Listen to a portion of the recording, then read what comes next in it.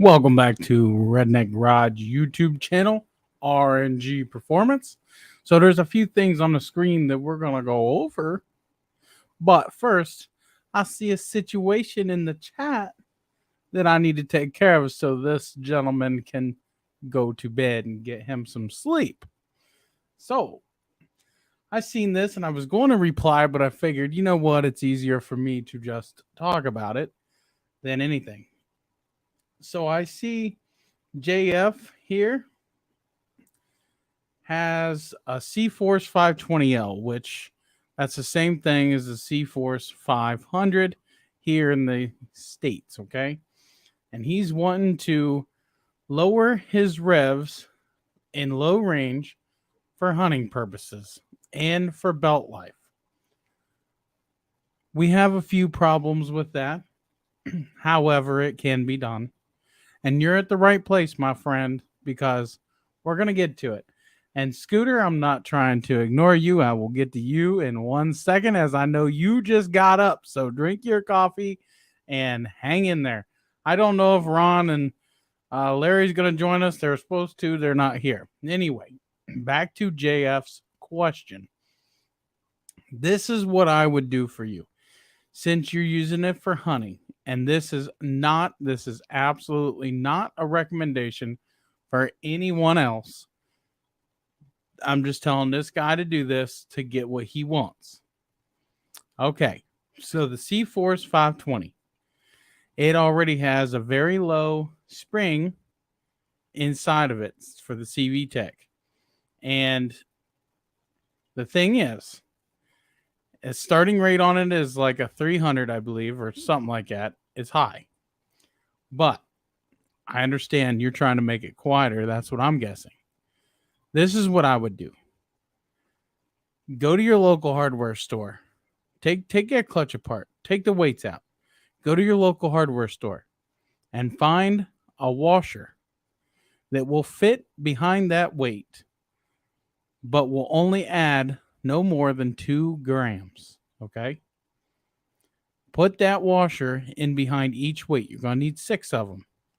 That right there is going to lower your RPMs. And if you want it lower than that, you could also lower it. And with that said, by doing that, I would not drive it in high range at all unless you're straight up on the road, my friend. That right there can help you. I could set you up with a clutch kit. However, I don't think that I can ship. Where'd you say you was from? I think South Africa. I cannot ship there, buddy. But that should be able to help you and get you your desired wants and needs, my friend. All right.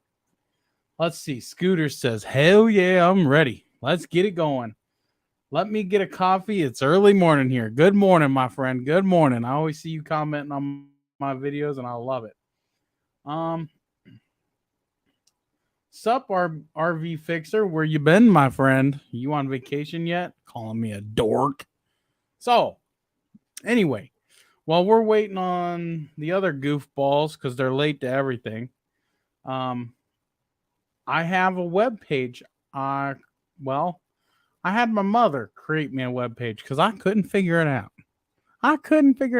Listen, I can tune clutches and use wrenches and screwdrivers and drills and pipe benders and welders.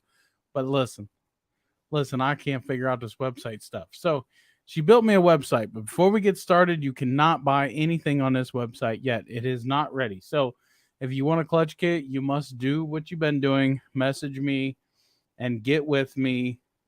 And Facebook Messenger, email, or whatever, and I'll get you a kit because this is not going to be ready for a little bit yet. Okay. But as you see here, we got primary clutch kit. And like I said, the website is still being made. You can go visit it all you want to. Go check it out.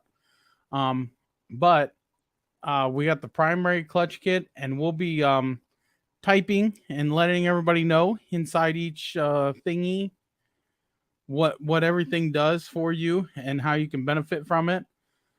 We have the Stingray and R.N.G collaboration on a spring here, the secondary spring, and we have the Stingray Helix. We also have a bundle here, and these prices are subject to change. These are just rough guesstimates of everything. I'm still kind of, getting used to it. If they do change, it's not going to be much up or down. And we got a fuel pump. We have 5 fuel pumps left. I sold one to a guy who wanted to try it in his U-Force to make sure it worked, and it did work for the U-Force 1000. So it will work for pretty much all of your CFMOTOs, really. That's what I've kind of noticed, that it'll work for all your CFMOTOs. RV Fixer says, not at home. So if we go up here to shop, it just brings you pretty much to what you just seen. Okay. Pretty much what you just seen. And if you go to most popular videos, guess what? Everybody is asking me, Redneck, do you have a clutch video? Do you have a clutch video? Right here. Right here. This video right here is going to show you how to install the clutch kit. This video right here is going to tell you all about the clutch kit and how we do things. This video right here is a gentleman that we just went and did. And we actually, 100% truth, didn't plan on videoing anything at this guy's house. And he liked it. And I said, do you mind if we do a little video? So I kind of did a little bit of a video there. So, and this right here is showing you how to replace the fuel pump in your CFMOTO for cheap, cheap, cheap, cheap, cheap. Save your money. Our goal is to put all these expensive dealers out of business. We're going to save you some money. Hey, JF, you're very welcome, sir. You're very welcome.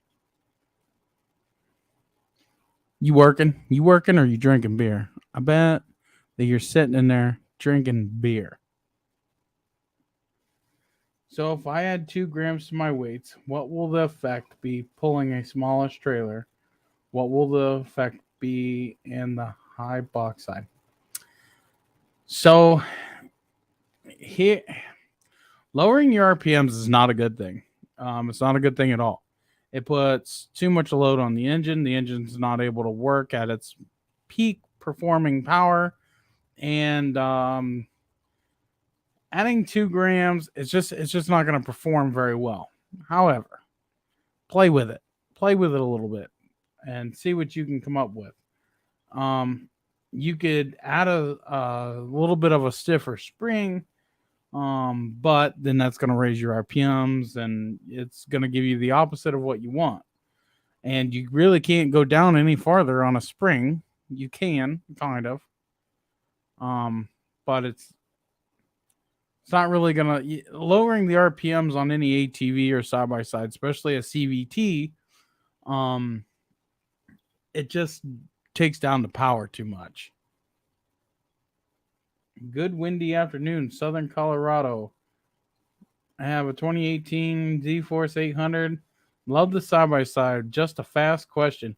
Is the Elka shocks worth the money? I want a softer ride, also going up in size on tires. They are absolutely worth the money. I have the Stage 4s, and holy crap, do they make that machine come to life over bumps and rocks. And with the Elkas, the faster you drive, the softer they are. No joke. If you check out some of my videos and just watch the videos of my Z800, you can see how it performs. It performs way better over stock. I'm running 28-inch tires. Let's see. Let me get out of this white page. It's blinding me. Oh, we can go. Oh, yeah, I also got upcoming events, so I'll be able to put events and stuff on there. So, yeah. There we go. Let's see if I can make me bigger. Or, well, that works. That makes me look like crap. It's all blinding me and stuff, but we'll minimize that and get it darker in here. Let me see where these guys are. I don't know. Haven't heard from them. They were supposed to be joining.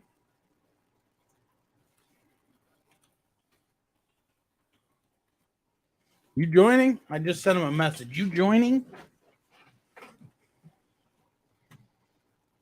I don't know. They were the ones that asked me for a live and wanted to go live, so I set up a live, and then here I am without them.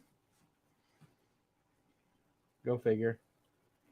Yes, minimize.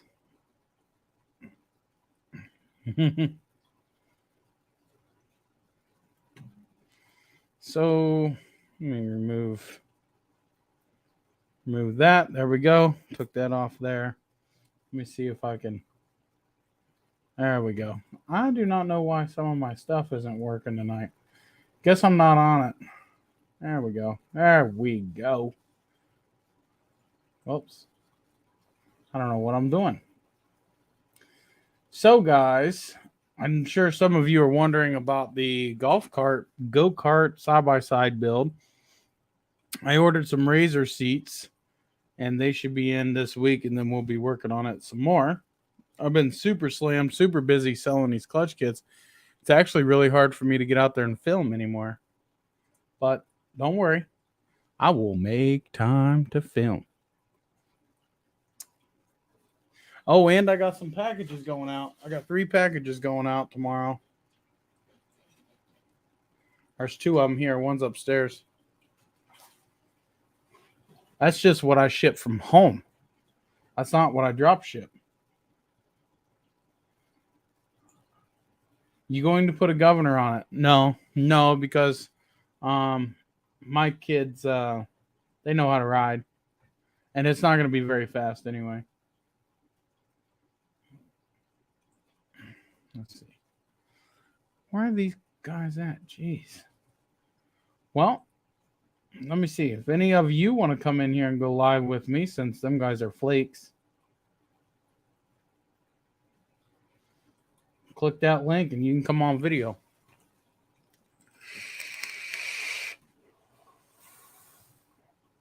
Let's see what's new. Oh, I'm going to try. It's going to be a while because money is the problem. Money is always the problem. I'm going to try to get more stickers and some merch up on that store as well. It's all coming in due time. Working slowly but surely. We're getting there.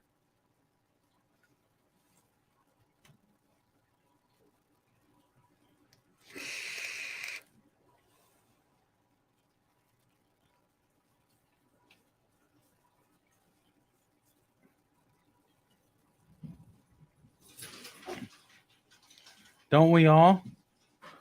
What's up, EPA? Hold on, I need to check my camera and see why my dogs are going crazy.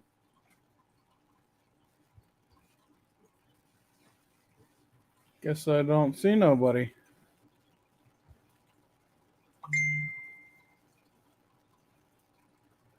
Let's see. I don't see nobody. And Laura's car is broke. Gotta fix it.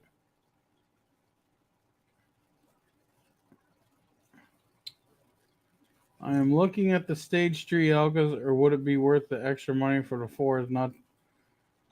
Stage 3s would do you just fine. Stage 3, there's not much difference between the Stage 3 and the Stage 4.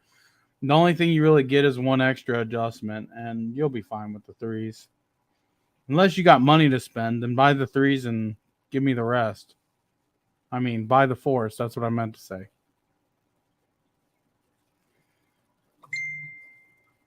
No, I'm tired. I'm just tired. I'm tired. That's all.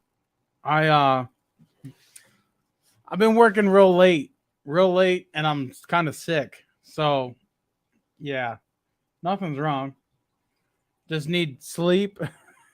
That's all. Uh-oh, where'd it go?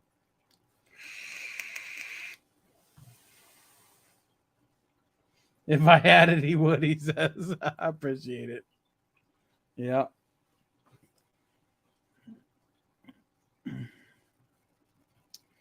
Gary Patrick says, listening, can't comment. Hi, Gary. How are you, buddy? Yeah, so I'm coming down with a cold, I think. My ears been going nuts and kind of sinuses kind of going on and all that. So yeah, if I seem a little bit out of whack, that's why. My kiddos were sick this past week, cleaned up, more puke than an eye can see. It's that time of year. It's just that time of year. I always get hit real bad this time of year.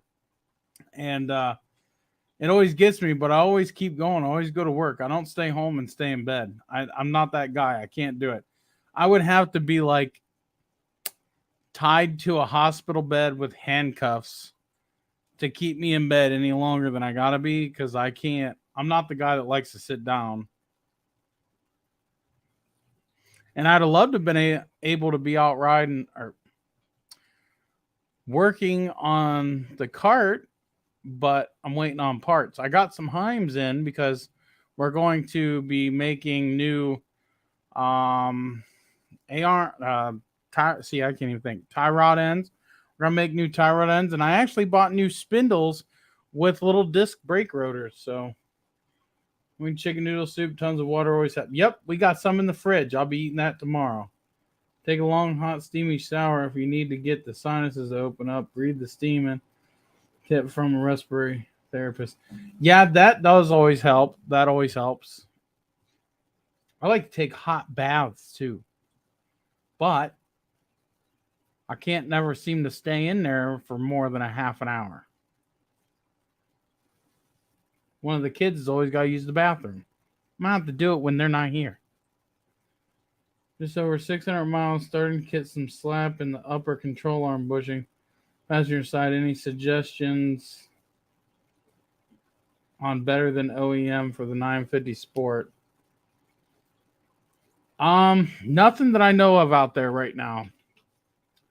Larry was making them, but I don't know why he stopped. I'm not sure. And his bushings has been holding up great. I got a full set in my cousin Ronnie's, um, and they got 800 miles on them and still going strong. The stock ones would have been wore out by then. And I got some. There's Ron. I got some in my wife's machine of Larry's bushings, and they've been holding up. Everybody said 3D printed bushings ain't gonna work. 3D printed bushings ain't gonna work. They worked. They worked great, actually. Sorry, I wasn't leaving you hanging. He was leaving us hanging, guys. Yeah, I was eating. Sorry. Fat guy I gotta had to eat. fulfill the fatness. I just ate too. I ate my leftover breakfast. I'm off to bed. Thanks for the advice. Can't wait for the next video. Cheers, guys. You too, buddy. Good night, buddy. Hey, boss. Looking at ECU tune stage 3 kit for the 22950 HOEX. Mostly ride WV, West Virginia, around wagon wheels. So it's water, trails, rocks, and mud. I hate the 18-mile-per-hour top speed in sport mode. So, Ray Parker, do you know, Ron, isn't Ray's tune taking care of that, or is he not doing the HOEX yet? I don't think he's done the HOEX yet. I think he just did the sport. Okay. So, I know it sucks, and I can't stress this enough, and I can't say too much.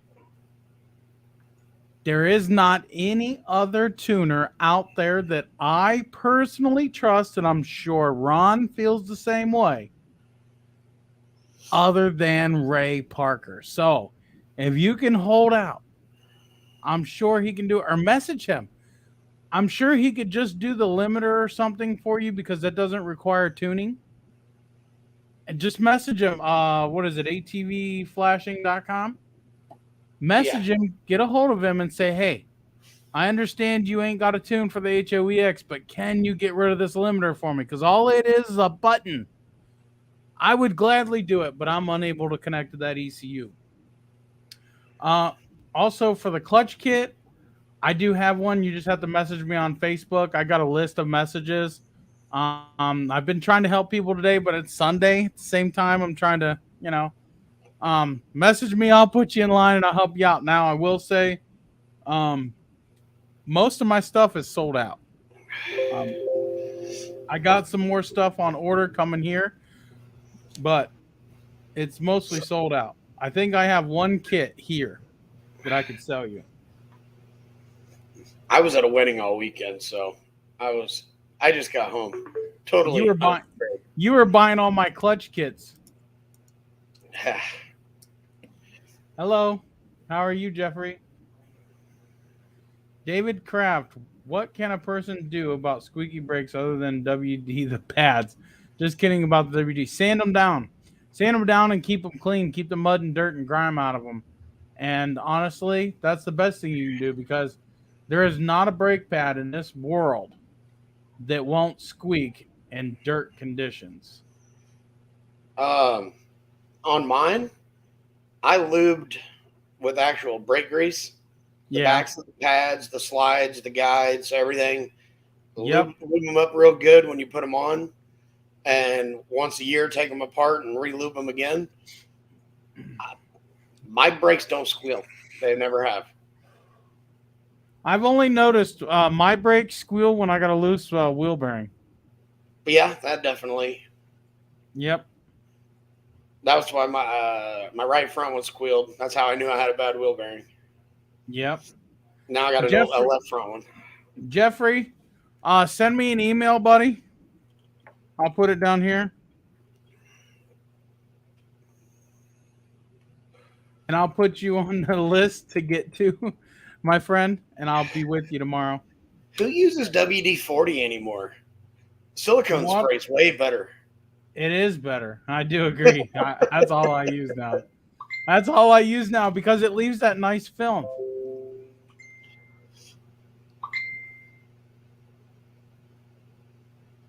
He didn't get his surgery yet. And yeah, we know. We need to get his ass in gear to do a lot of things.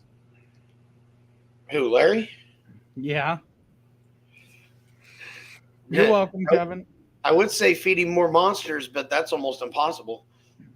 Yep.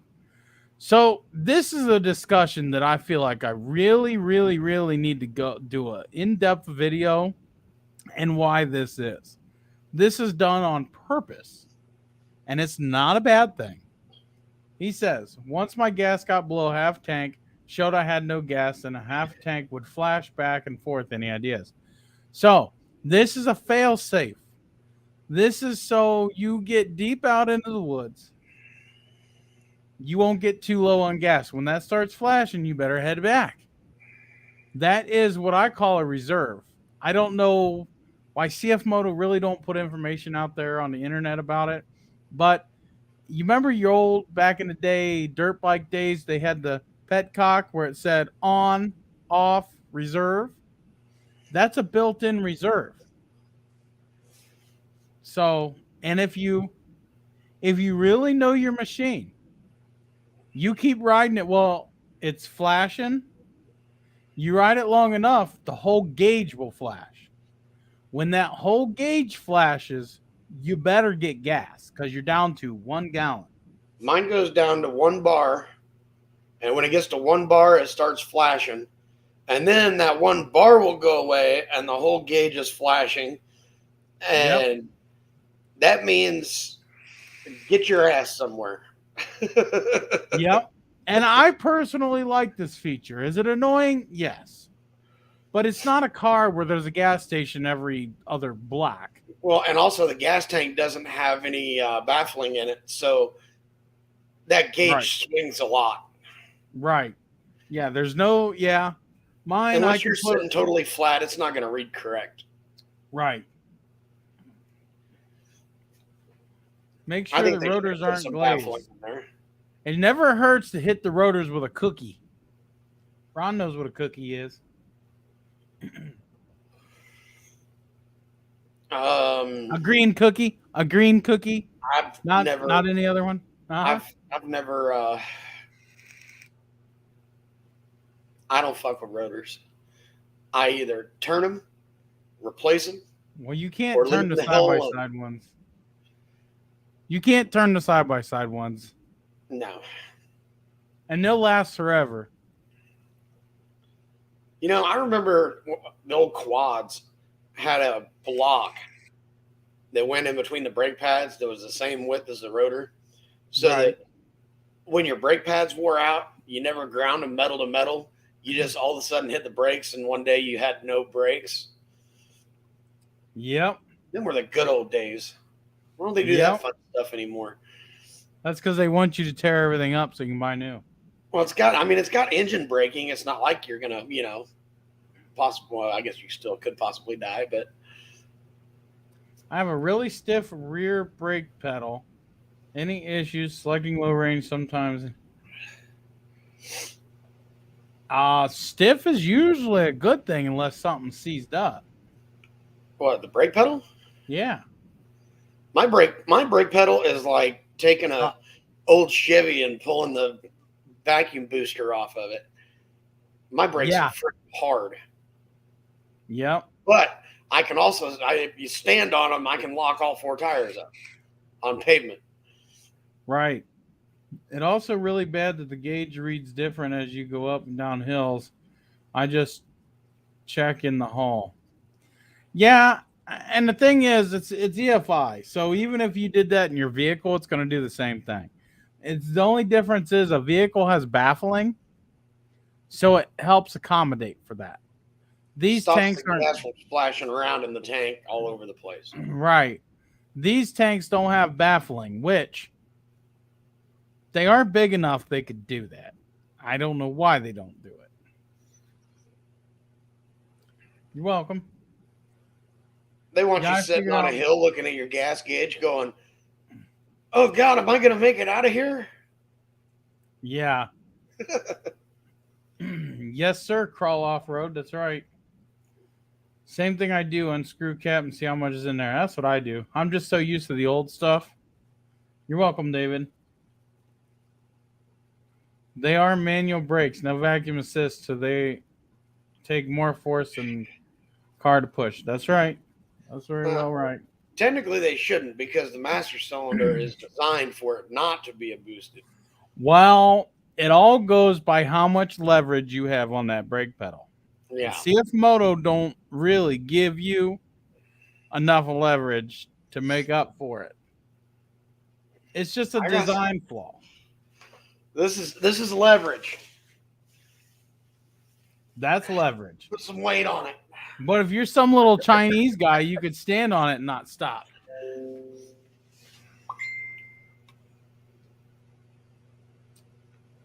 My C-Force had a fight with a stubborn tree branch today. Whoops. Oh, I need bed. Shot the video and released it today. I'm a small guy. Maybe that's my issue, but damn, I need to pounce on it to get it to stop. Hey, Walmart sells lead you can put in your boots. Yeah, they do need to address that issue. I'm with you. I myself don't have a problem with it, but if you really think about it, yeah, you got to use more force than you should have to. That could be dangerous. You could try bleeding them, make sure nothing's seized up. Yep, that's for sure. Chris said that. Yes, sir. I need to learn how to type. So you know them sliders that company sent me are them weight containers. Yeah. I'm sending two of them out to two different people to help me do some testing because I can't test all three of them, all three sets. I already have one guy that's test. This will be the second set he's testing. That's right. Or a block of steel, a gold bar. There we go. I got to go look at a camper shelf over the back of my truck. Why are you going camping?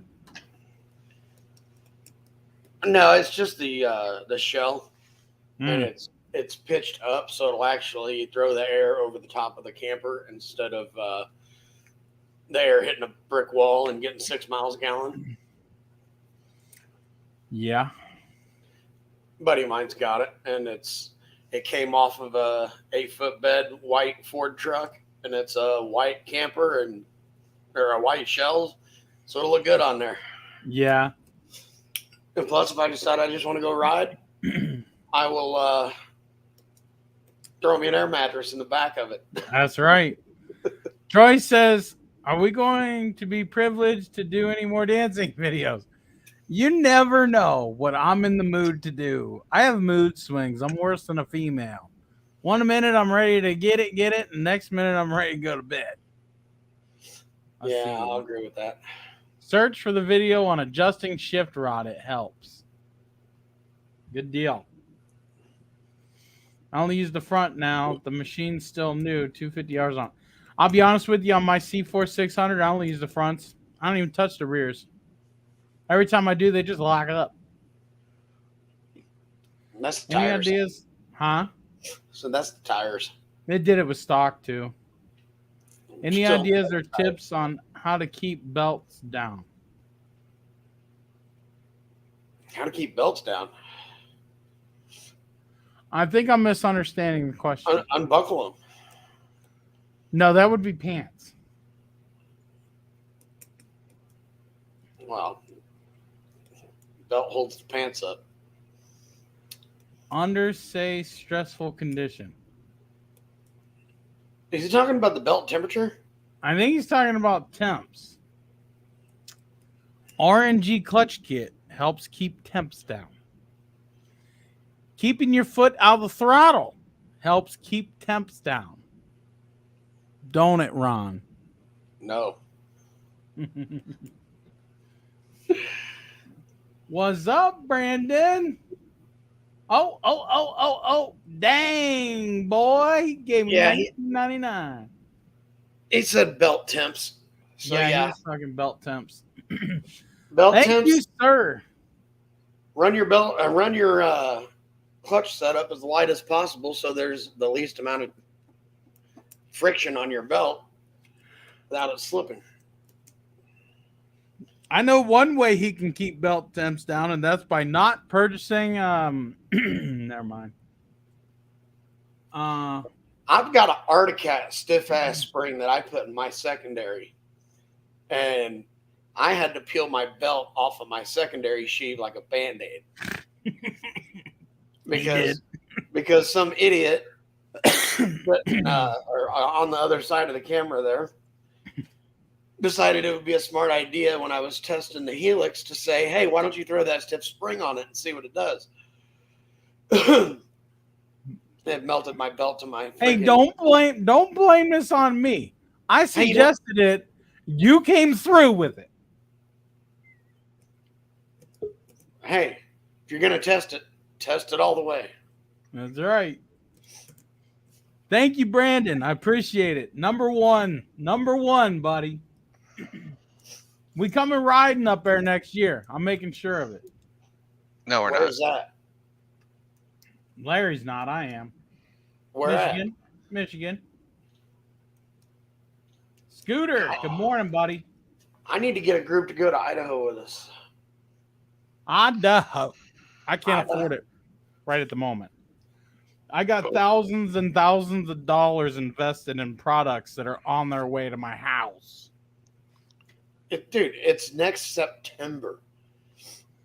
Well, hopefully I can make some money by then. Because right now it's costing me money. Clutch kit using the right gear. That's right, Chris.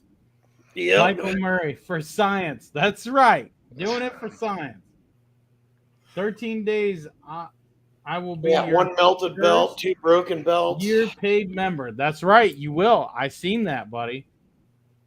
Larry, I need bushings. I ain't doing shit right now. Why not? All you gotta do is click the print button. No, it's a little more than that. No, it's not. You already got it set up. Yeah. What'd you do with all those ones that were just slightly flawed?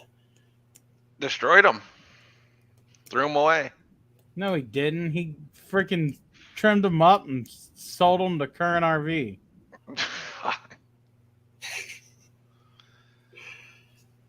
I told you. the bad batches that just had like a little string hair thing hanging off of it that you didn't think was Those are pretty. full send mode. Yeah, I'd you have full should- sent yeah, you those should all send day. me all of them. I would have used them. Yeah, me too. Raven says, "Do you come to Pennsylvania to ride?" I'll be honest with you, I don't, because I don't know where's to ride over there, and unfortunately, I'm not spending my money at Mines and Meadows. I have a problem with them. I go ride mine wherever I can. No. How long should a belt last normal wear and tear? Anywhere between 2,000 and 5,000 miles. Really? Let's see here. Here's a belt. Service limit on my belt, or new on my belt, is 33.7 millimeters, and service limit's 32. This belt has 5,200 miles on it. And it's at 33.6. Grab another spot. 33.9.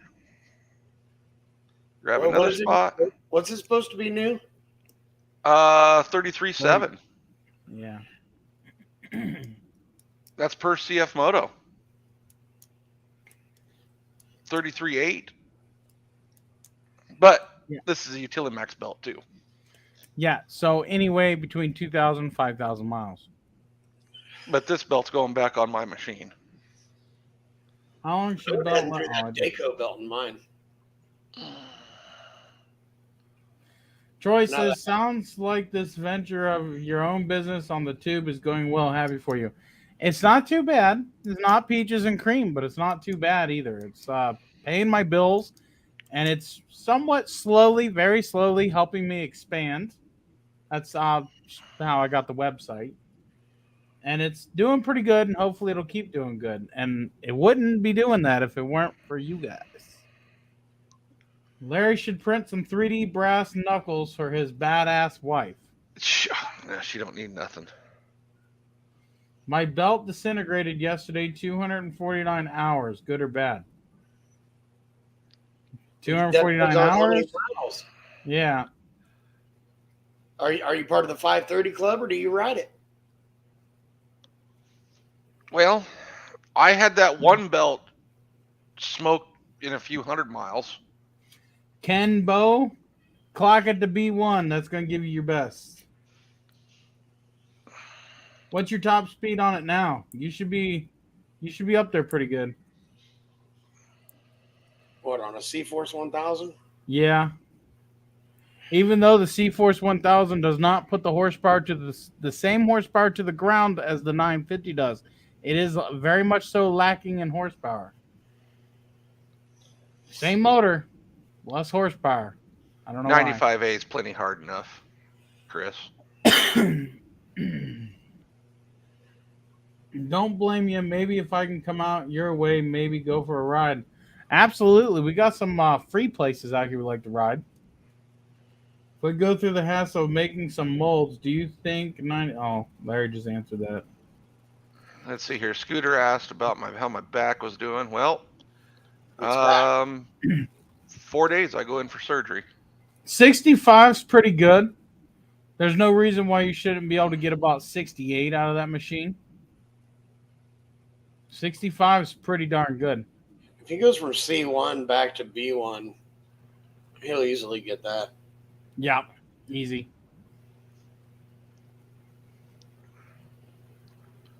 So, African, we use kilometers, not miles.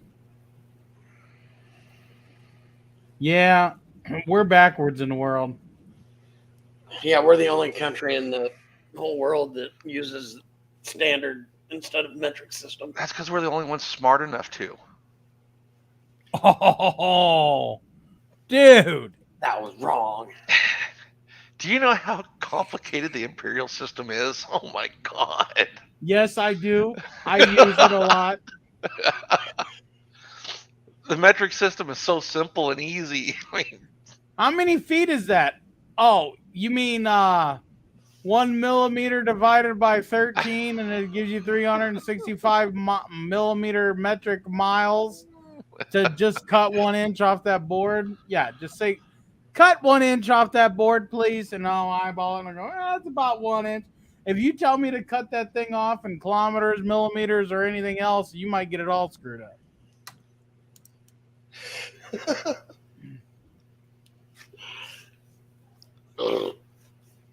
Yeah. Although, you never had a teacher hit you with a meter stick in school?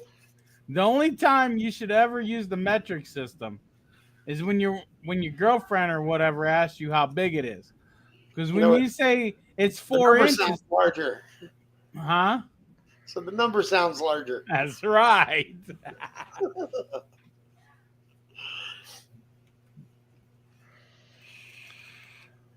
Oh, Scooter, we're just gonna go 12 inches and 5/8. Hey, honey, could you grab my other glasses for me, please? I think they're on the dresser. Oh. What the fuck they talking about? You know, I talked to a few people that live up in Canada. I do too.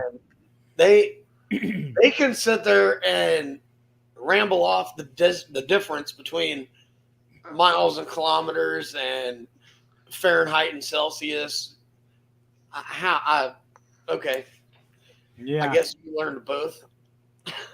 Yeah. I definitely didn't. What the hell is your problem? Kilometers is pretty easy. You basically just double the mile per hour and it's somewhat close. No, it's not. It's not far off. It's 100 kilometers an hour is like 62 miles an hour. Exactly. Close enough. I'm doing 100 kilometers an hour. All right, you're around 60-ish. But now is what's bad is when somebody comes down here from like Canada and they see a speed limit sign that says 25 and they do 25 kilometers. Yeah. Your glasses are not in the bedroom. I thought they were on the dresser. They were on the dresser. I put them there, but they're not there now. 1 kilometer is 62 miles or 0.62 miles per hour. You're the only one that touches them, so guess what? Are they on my nightstand? Or on the coffee table?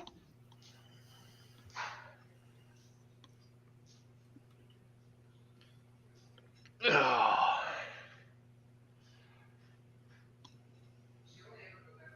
Whoops.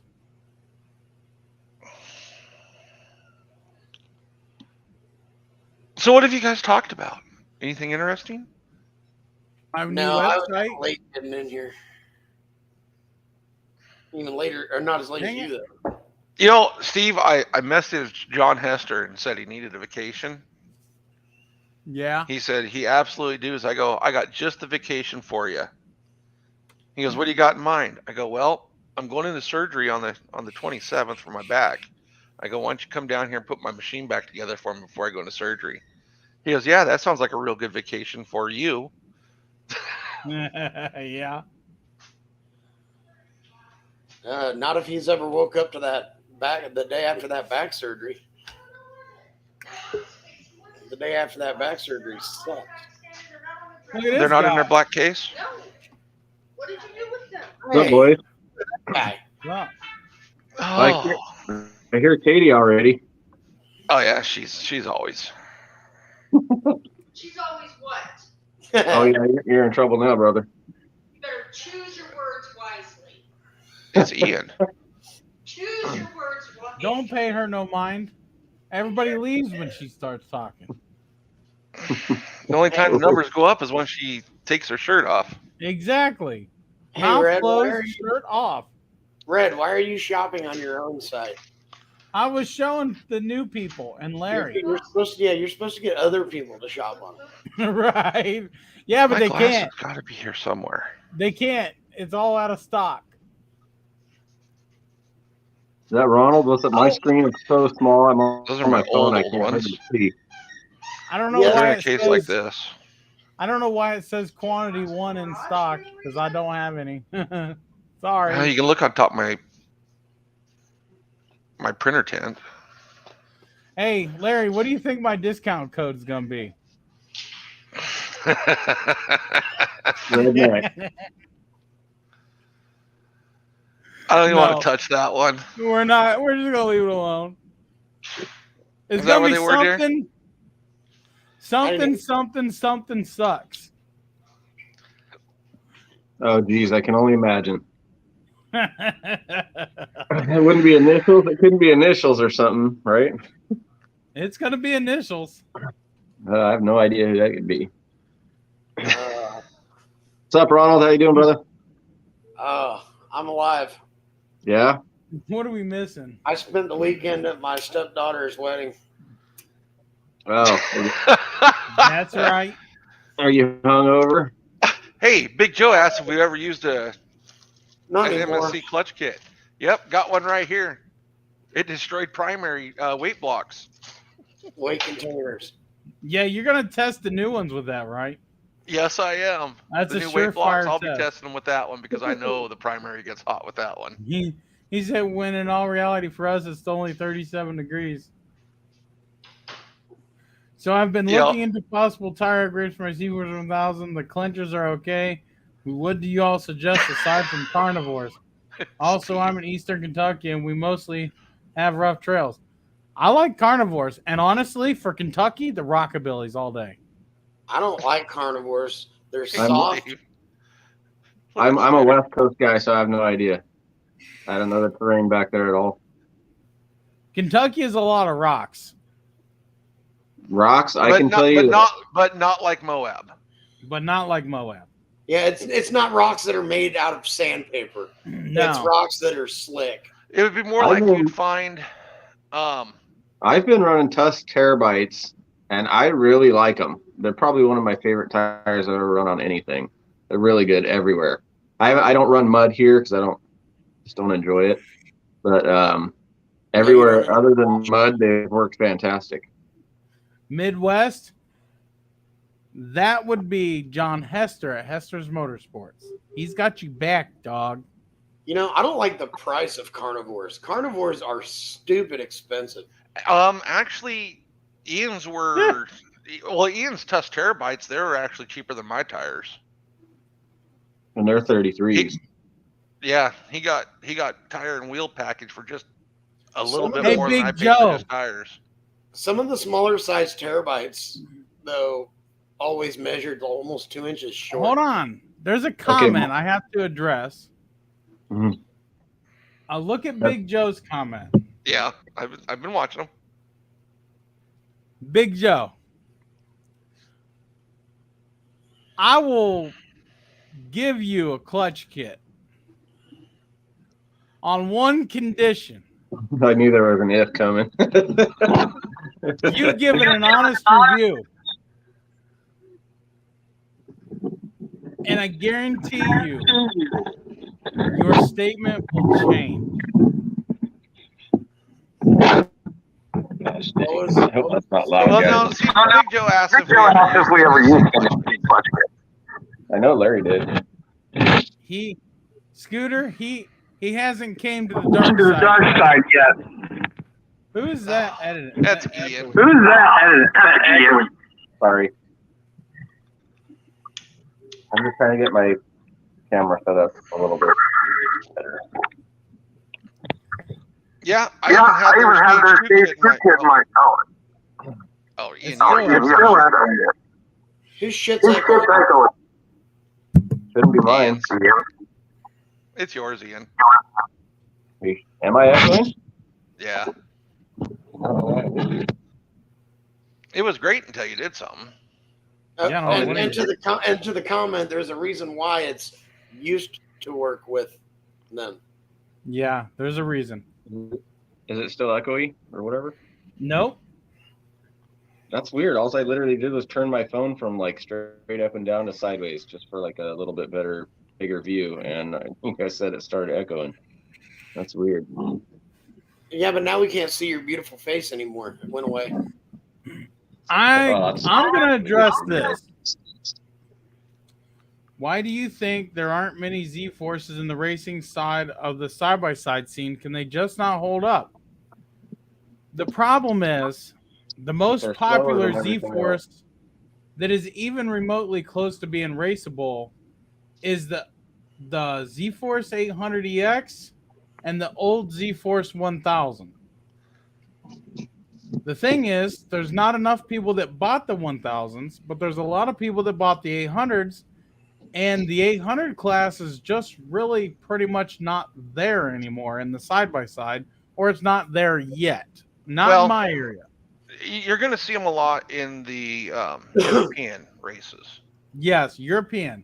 European, Canada, South Missouri, or South America. You see a They lot work of awesome, Chris. Yep. I have a horrible European joke. If you're an American and you go into the bathroom, what happens? What are you? European. European. Terrible, I know. EPA ply rating is the thickness of the tire. Factory is 2-ply and extremely bad running 6-ply. Ken does now and very happy with it. Well, I do. There's a problem with that also.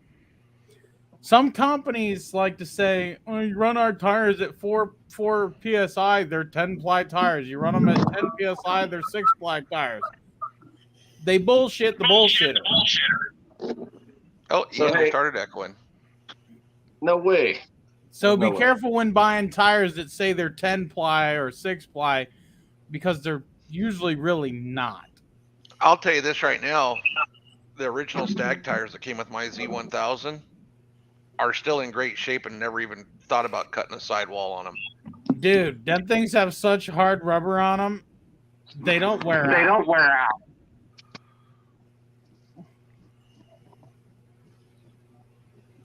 Email me, Big Joe. Email me.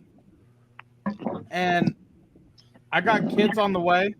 As soon as I get a kit, just tell me what machine you got. I'll send you one. But you got to do an honest comparison video. And I think this way it would be a non-biased video, because everybody's asked me to do one. I can't do one.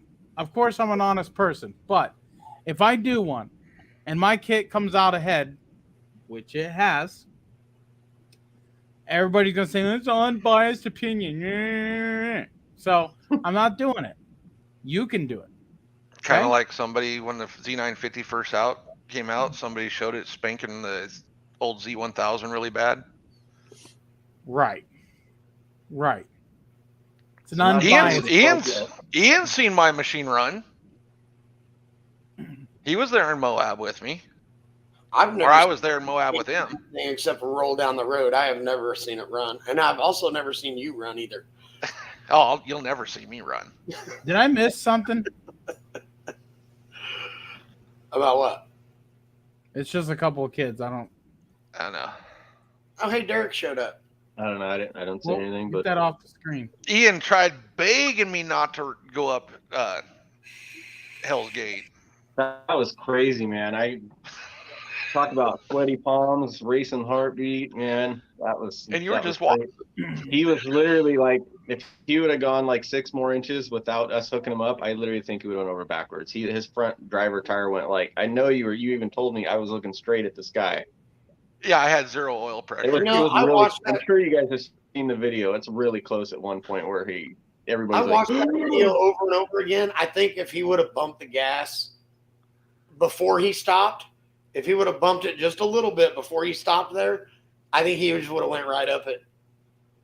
Yep. But I did go. I did go right up it. The only thing they did was hooked up the line for a safety measure. That's just a safety line. Because I'm saying a little tension on it. We had some tension on it. Not a if lot. you wouldn't have stopped at all, I think you would have went up it. The problem was when you stopped right there. That was when it rocked back. I'll tell you what his problem is. Before I stopped. I'll tell you what his problem is. Too much bias weight to the left. No, no, because it was the driver. That's not true. Because it was the left front wheel that came up. Yeah, the left front came up. He's got too much weight in the rear because he moved all of his cooling to the back. There's that. This comment here, this is the unbiased opinion. He actually bought the kit and did it for himself, and I helped him out. I believe you're the one that I emailed back and forth, and we got you set up. if I remember right. It's hard to remember everybody, but we got him set up, and that's totally unbiased opinion, and he fully paid 100% for his kit. I didn't give him one. I love my carnivores except for very muddy conditions. Yep, me too. Yep, The me only too. the only thing I don't like about carnivores is the price.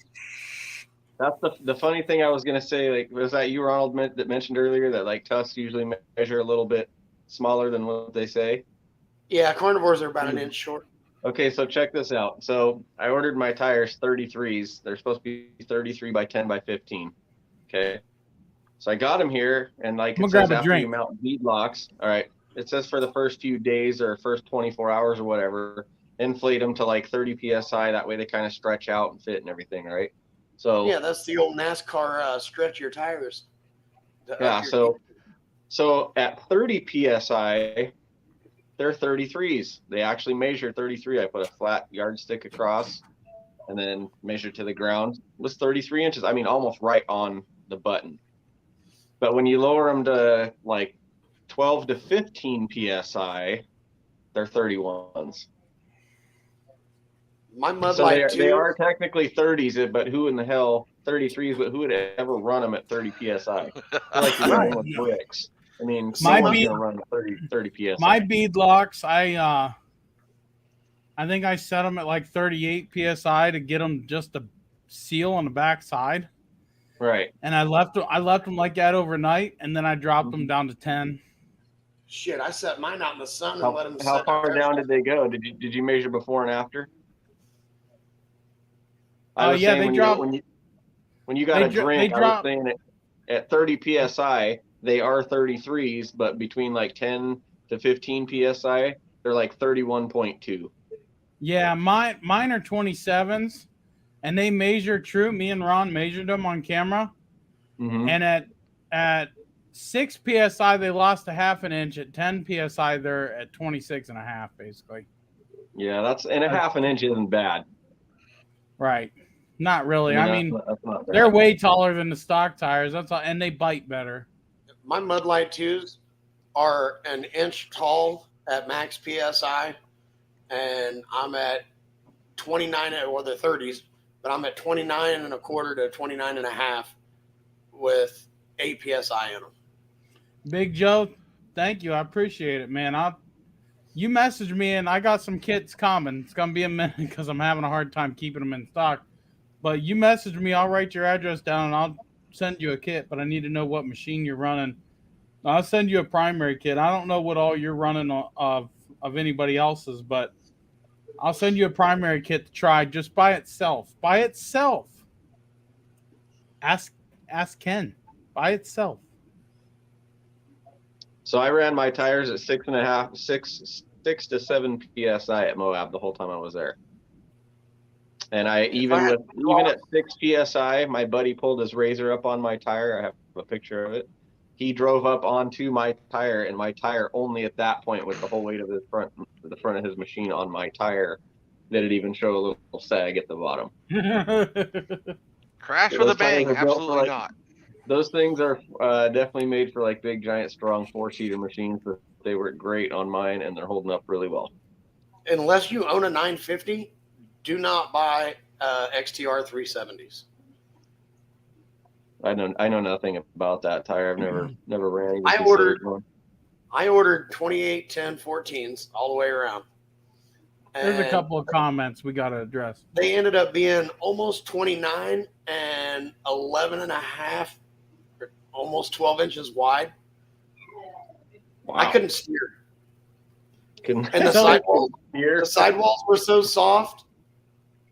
Yeah. That one video I've got where I climb up them rocks. I've watched that. I've watched your videos.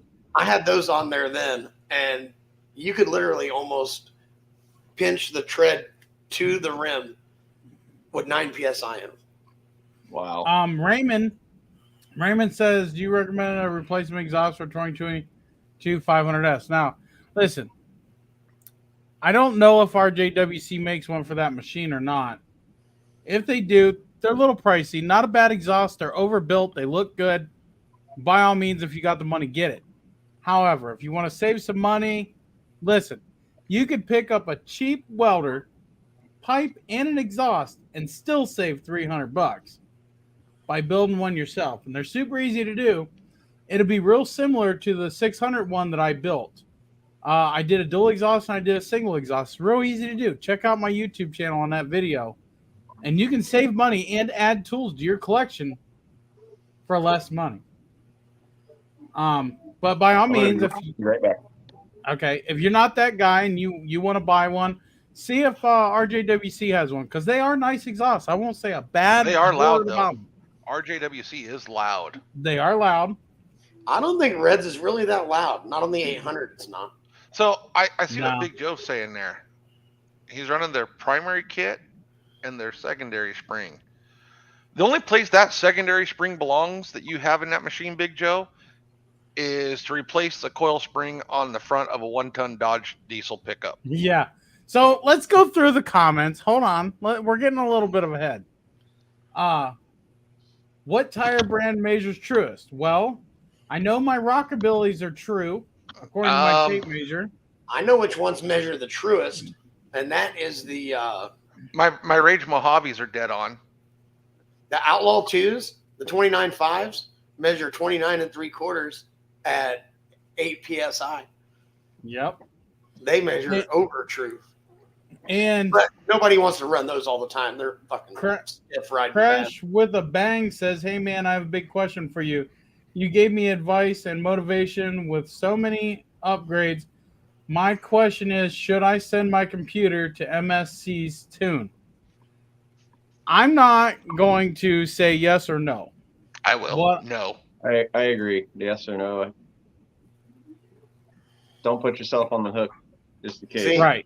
He paused there for a second because he tried to say yes while he was shaking his head no. And I No. could tell No. he confused his brain. No. But Larry? what I will Don't do say, it. listen, No. It doesn't take much. listen, I know things that a lot of people don't know, and I'm not going to put it on the internet. But I don't know what machine you're running. I don't remember. I'm sure we've had conversations before.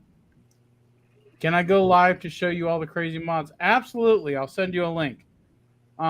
Anyway, the one and only tuner that I trust to even remotely come close to touching my ECU is Ray Parker.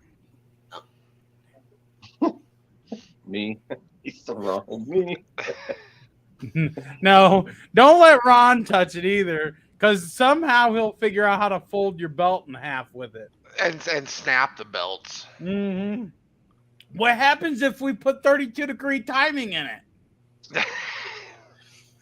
We carry Idle. 6 extra belts when we go ride. That's what happens. You know what?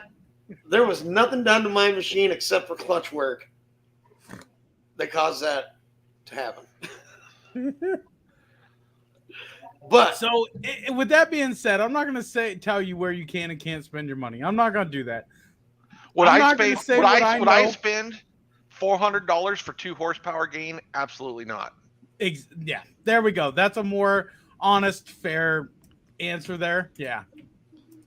I feel like that's not going to break the record. I feel like no judge is going to come after us over that. So, Yeah, for 2 horsepower, no. your best place to gain power from the, cost wise, is one, deleting the damn cat, get that catalytic converter out of there, open up your exhaust a little bit, Agree. and clutch kit. And if it's the Z950, getting rid of the factory air intake.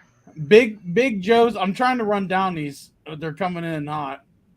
He says I'm running the primary kit and secondary spring, no helix. Okay. I want to send you a kit. All right. And what I want you to do is toss that secondary spring in the trash. I mean, temporarily take it out of your machine. Put your stock one back in. Put my primary kit in there. And do your review with that. Okay? I know you'll be very happy. I'm not going to put my name on the line if I had anything to worry about. I don't have nothing to worry about. Here, make it 100% fair. Leave their primary kit in it and take out the secondary. Go back to the stock secondary. Sure. Make it a fair test. Leave their primary in, test it, then put your primary in, test it. I'm all for that too. Leave their primary in, test it, then put your primary in. I'm all for that. Leave their primary in, test it. Turn your phone sideways. Sideways, okay. Yeah, but I want to keep something out of the frame. Huh? I'm keeping You didn't set it right.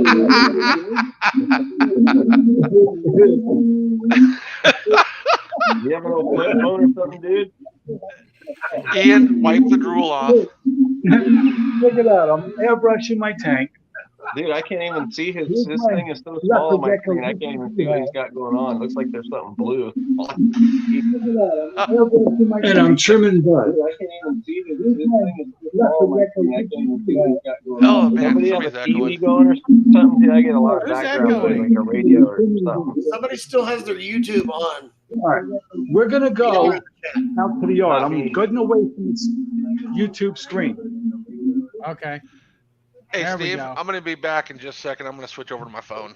Okay. He said hope Joe you- Elliott from Def Leppard. That's a compliment. What the hell? It might have been a compliment like 30 Oh, years look at ago. this. I It's feel raining about outside. now. I don't care. Raven You got more Wolf money than I do. Oxbeam does it. I got to show you. Oh, I wish I could show you. All right.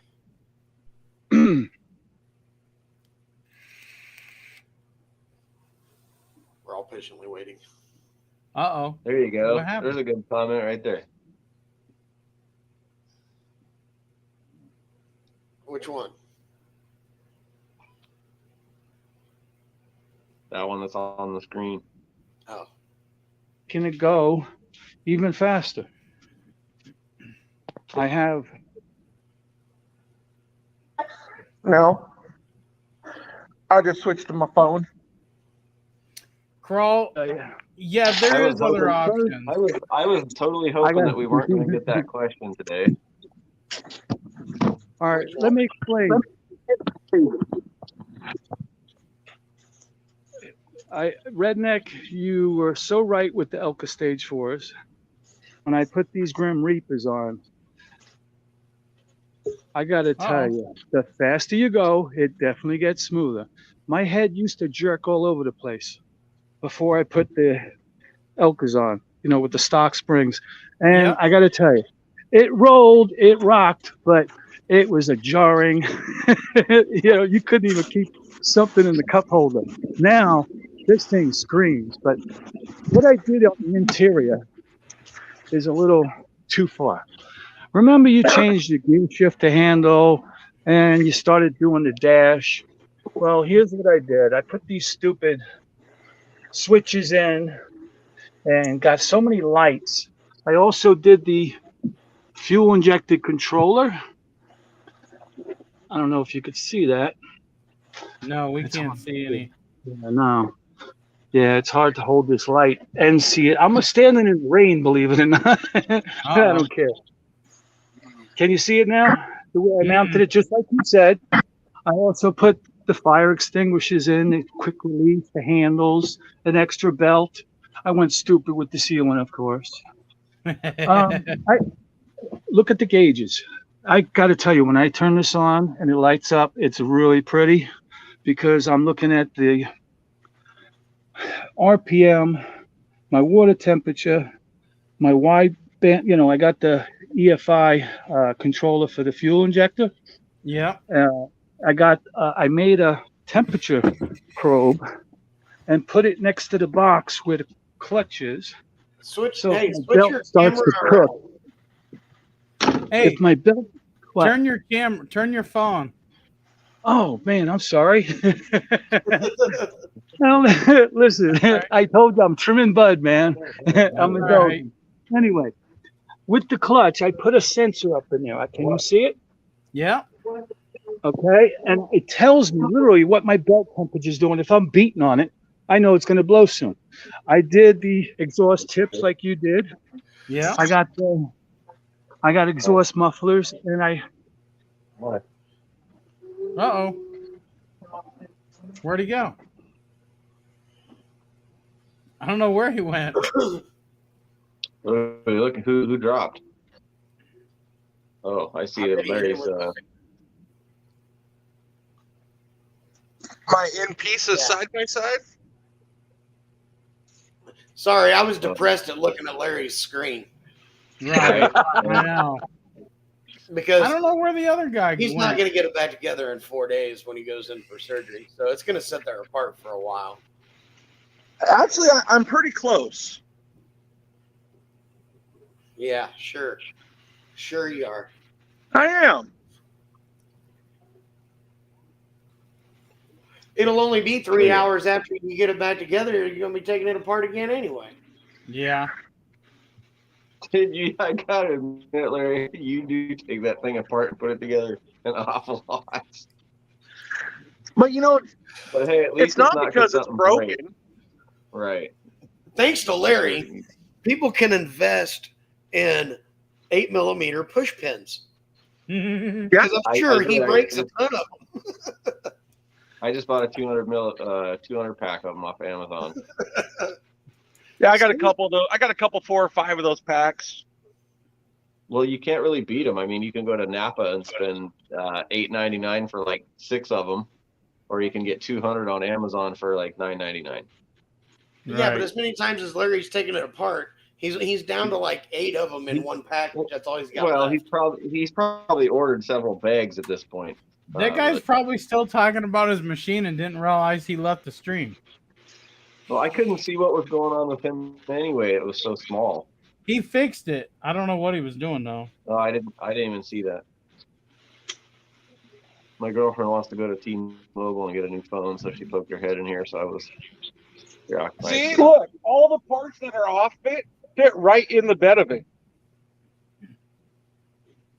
That's because you moved all the parts to the bed of it. Damn, I have Yes, as they come off, they went into the bed. I have What's more up, spare Captain parts Savage? than that.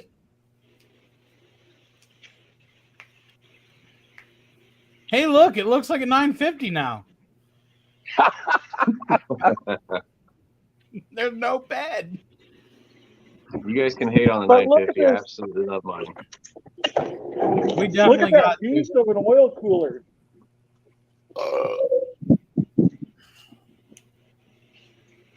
That's his new radiator. It's super efficient. You know, I tell him if he didn't live in Arizona and it wasn't 115 degrees every day for 4 months straight, that he probably wouldn't need that. He doesn't need it. He didn't need it for 9,000 miles. I don't know why he needs it now. Most of my miles were done up in Washington, colder weather. He just likes it because it looks like it has his initials on it. Right. It's the only reason he even bought it. Yeah. He probably overpaid for it too. Crew.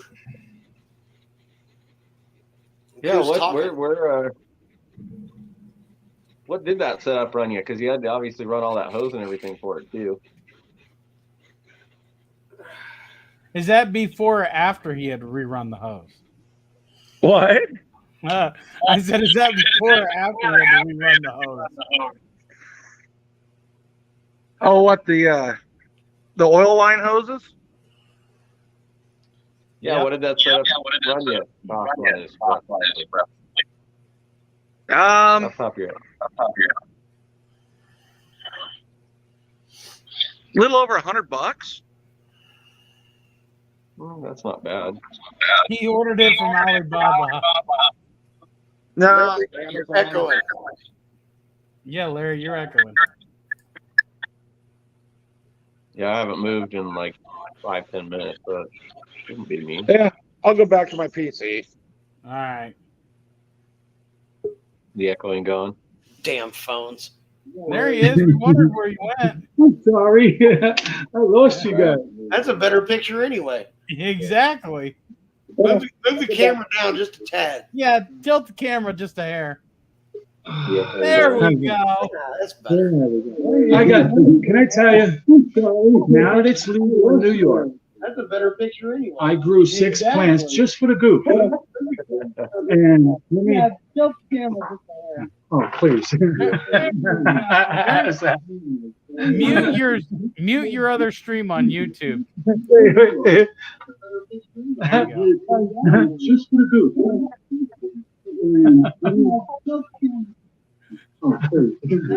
Does Cheech and Chong live there by chance? I was thinking, man, he doesn't look seriously. smart. Mute your other stream. Say that again. Mute your other stream. How do I do that? We can hear it. Whatever you got it playing on. Oh, I see. Yeah. I know exactly. This episode brought to you by That's better. Monster Energy. No, it's not either. Well, No, I'm it's talking not either. It's brought to you by Cheech and Chong, bro.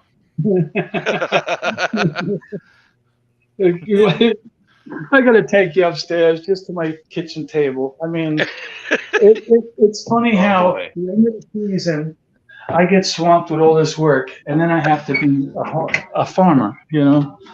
But excuse my wife sitting here. That's But- all right. How's that for you? Oh man. Down, Ian, down.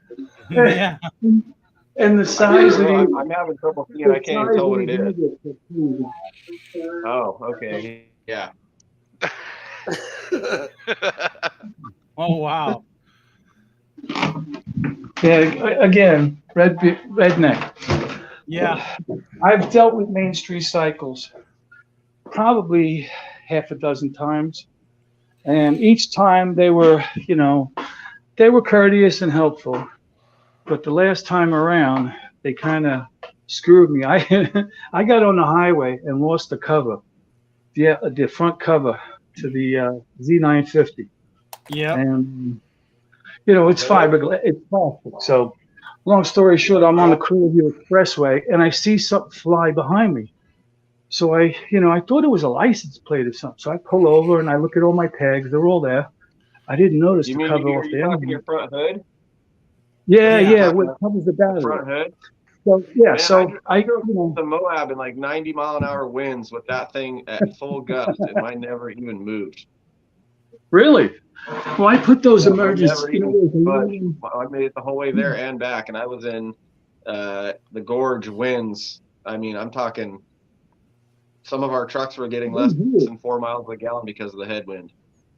Yeah, they It hold. was the But on worst my I've ever left, driven in my life, and my hood made it there and back the whole way. Anyway, Good sorry, for I didn't you. mean to cut you off. I just wanted to make sure that we were talking about the same piece. when you have to order another one, it's got to come from Canada. It's kind of pricey, and Main Street Cycle told me that they were gonna send me one, but they didn't know how many weeks it would take. That it was that far out. I didn't want to run around in riding season with no cover upstate, going through the mud and the water and all that. So I saw it come off on the Clearview. So I went upstate, had a weekend of fun, and came back. And after I got home, I went back to the highway and looked for it. And you know what? It was there on the side of the shoulder. It got ran over a few million times, but I was able to screw it back on until I got the new one. Can I tell you, I told Main Street Cycle after I found out I could get it in 3 days through one of Redneck's websites. What's that website where you get the Helix from and stuff? Oh, Stingray. I'd sell them too. I was able to go to your website that you recommended, and I got it here in 3 days. I went back to Main Street Cycle and asked them to cancel my order because I already got one. And they said, well, all right, we'll cancel it, but it's on its way. It's being shipped, so you might have to ship it back. I got it almost 2 months later. And I called him back and I said, listen, I want to send it back. I thought you had canceled the order and weren't going to send it like you said. He said, no, but it's easy to send it back. I said, yeah, but then I have to pay for shipping.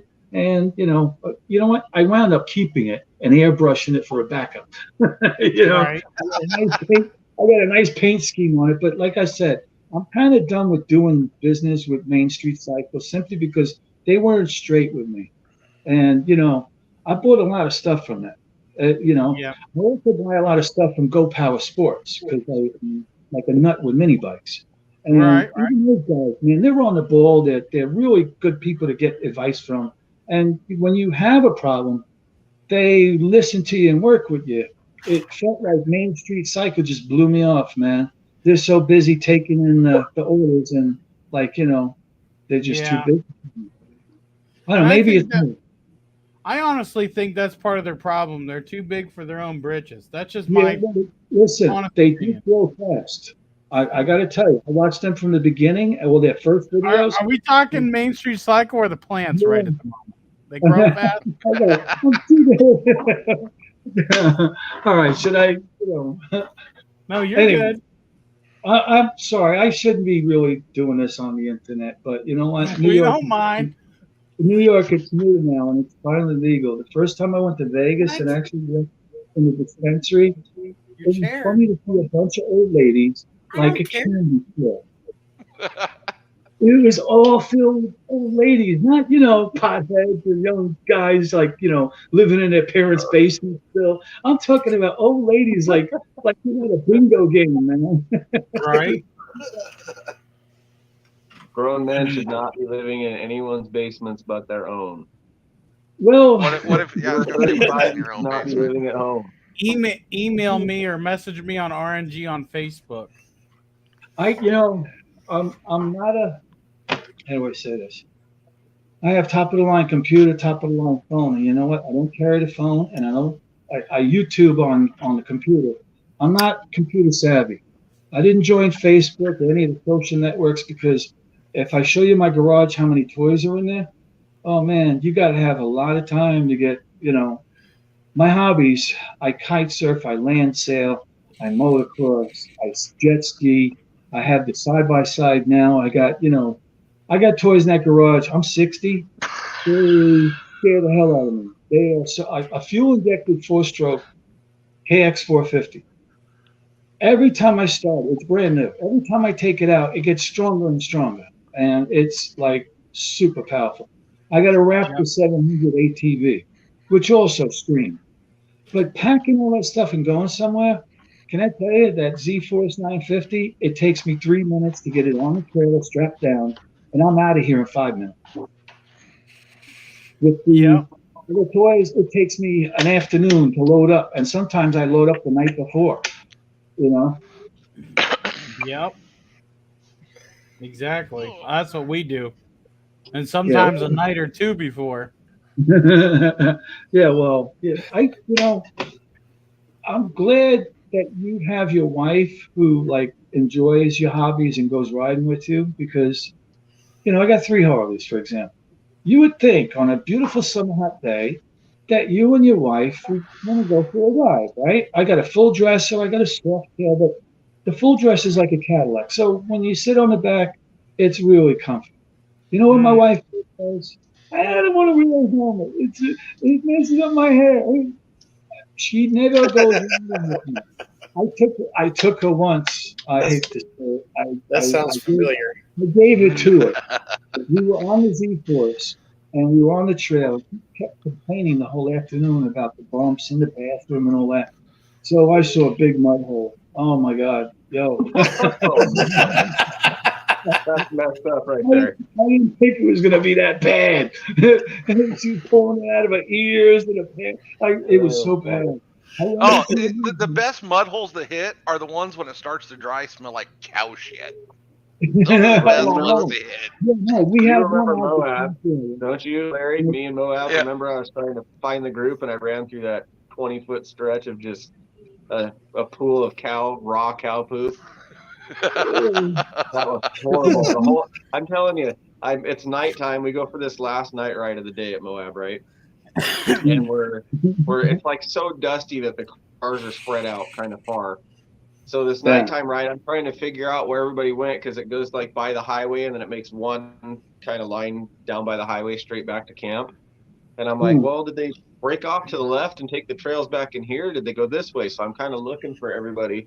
So I finally see some taillights up ahead of me. So I'm like, all right. So I get on it and I'm going through the trail and everything. And then I'm like, I come to this split where it kind of goes like this. And I'm like, they go that way or this way. And I'm like, I see a little bit of water or something over here. Over there is really dry. I go that way and I just sink in like cow poop, just wet. And then for the next 2 days at Moab, because down there's no way to wash they don't have hoses like hooked up to your campground. The next 2 days, everybody was like, your machine stinks. Your machine stinks. I'm like, oh well, I'm here. I think next time we head up to Moab, I think I'm just gonna rent a cabin. Yeah, I think that's a good idea. I The go first out couple nights, I didn't mind sleeping in the bed of my truck under the canopy, but even with a bed in there after a couple nights, it was just too tall for that truck. Each March, I go out to Ivanpah in Vegas. It's like the borderline of California and 15 that comes into Vegas. And it's like 20 miles from Area 51. So it's kind of the same area. It's actually where they start the beginning of the Baja race through the desert. And every year it gets bigger and bigger. I remember going there back in the day when there was only, a couple of dragster cars that go in the sand and a little dirt bike race. And now it's become really big. But I always wanted to get a Z-Force out in that desert, knowing how reliable my toy is. Because since I've had it, I haven't had a hiccup, man. And I've done a lot of mods. I thought that I'd run into an electrical problem or something mechanically. It's rock solid, man. And with those Elka 4s on it, it's like butter. You go over huge rocks. Don't go slow. You go slow, you're going to feel it a little bit. But still, Elkas are rough if you're going slow. No, not really. Not compared to the stock. The stock, I was biting my tongue, man. It was bad. Well, there's one guy I go riding down here with. He's got an older Wildcat, and he's got to go real slow through the washboard. Really? And that's smooth for him, but it's too slow for me, and it beats me to death. Mm-hmm. He wants to do like 15 miles an hour through this washboard, and I want to do 40 plus. Oh boy! So I can just float over it.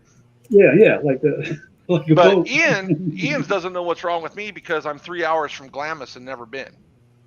Have you rode Glamis yet? No, it's only 3 hours from my house.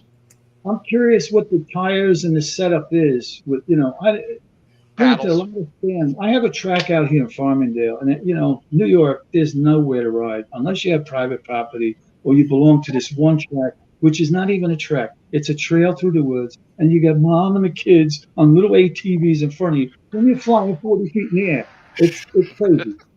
But this track that I found next to my daughter flies, and at the end of the air runway, I saw a guy sitting on a dirt bike. So I took my car after we landed, went around the back, and I found a motocross track in the woods, and then there's all these trails that go through the trees. So I tested it a couple of times, and the cops, they caught me there once. And they literally said, so long as you stay in the back and stay off the road, you can go there all you want. So now I don't have to pay anybody to join a fee and join a club.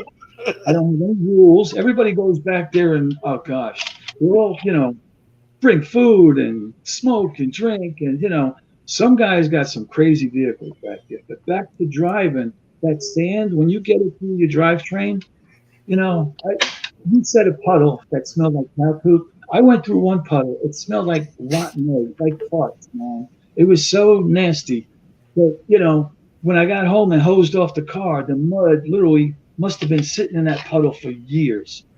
Right. And then one day I went there. Mine unfortunately wasn't mud. It was fresh, raw cow poop, like a whole, I'm talking like, 3 foot deep ruts for like 15 feet long. Hole to the top with fresh, raw cow poop, and I blasted right through it. All 4 tires and loads, just right through it.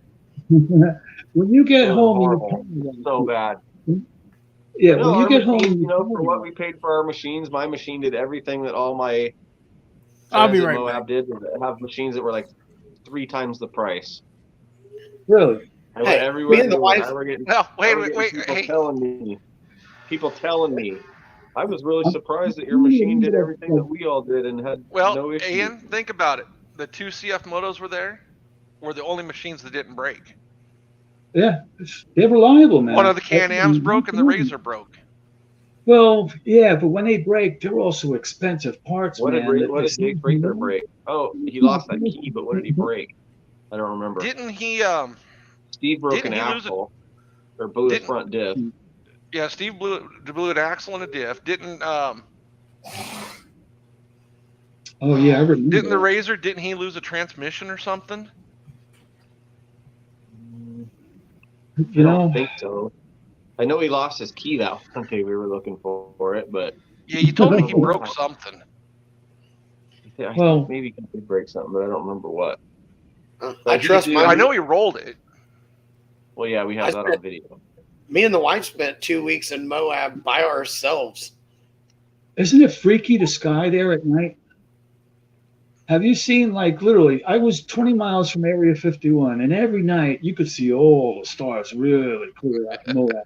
Yeah, you It's can freaky. see him very clear at Moab. That is one thing When you you notice. live on Moab, tell me it ain't freaky, man. Are you sure those were stars you were seeing? They were stars, believe me. Yeah. Beautiful sky in Moab, no question. Yeah, Oh, That whole thing is like, there's some awesome views where you get right on the edge of the cliffs. oh, I have some amazing Right ones. where- Remember right the where one you're where never really gonna high up find where me? that flag was, Larry? Remember Yeah. that where that flag was way up there? That flag and like that little piece that said 1961 or whatever. Yeah, then That you're view- like that view overlooking from the up there. highway, and it's like freaking 1,000 feet down to the highway. I want to answer Yeah. this guy real quick. He says, "Is there anything you would have done differently coming up on the YouTube side of R.N.G? Like any points you think really helped or hurt your building up?" There's been a lot of things that I've learned over the years about how cameras work and how frame rates and all that kind of stuff works and editing. Number one, I wish I would have learned how to edit better about 800 videos ago instead of 1,000 videos ago. Number two, one thing I would have done, or should I say not done, is work with a sponsor that's a dealer. I've worked with a couple, and they think that they own you, and they think that you need to lie on camera to your viewers. And sometimes I did lie, not intentionally, actually. Ask Larry. Does you can only buy it here sound familiar? Yep, Okay. because that's what they told you. I didn't Yeah. intentionally do that, but I didn't do my homework like I should have. Okay. I put all my trust into them and was lied to in a few different occasions. And I passed along that lie to the viewer, which is what my YouTube channel is built around, is truth and honesty.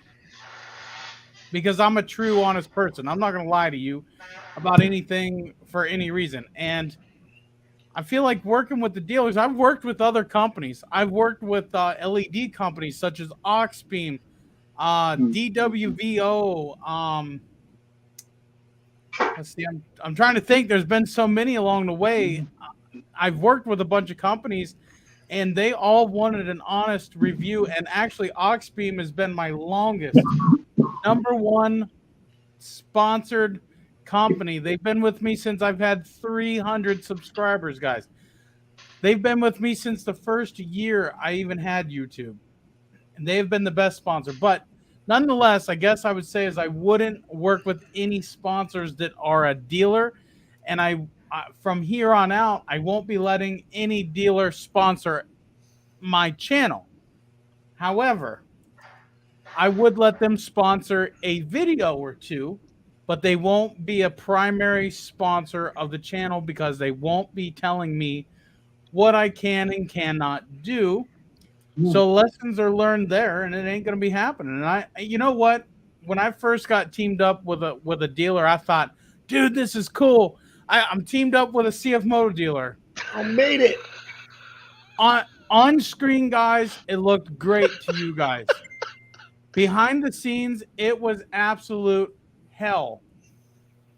And I won't be doing it again. What am I missing? It doesn't matter. You know what? Your best damn video you've ever put out is when you were the damn weatherman. That's the best one you've ever put out. That was the best one when you played the weatherman. That was Fun.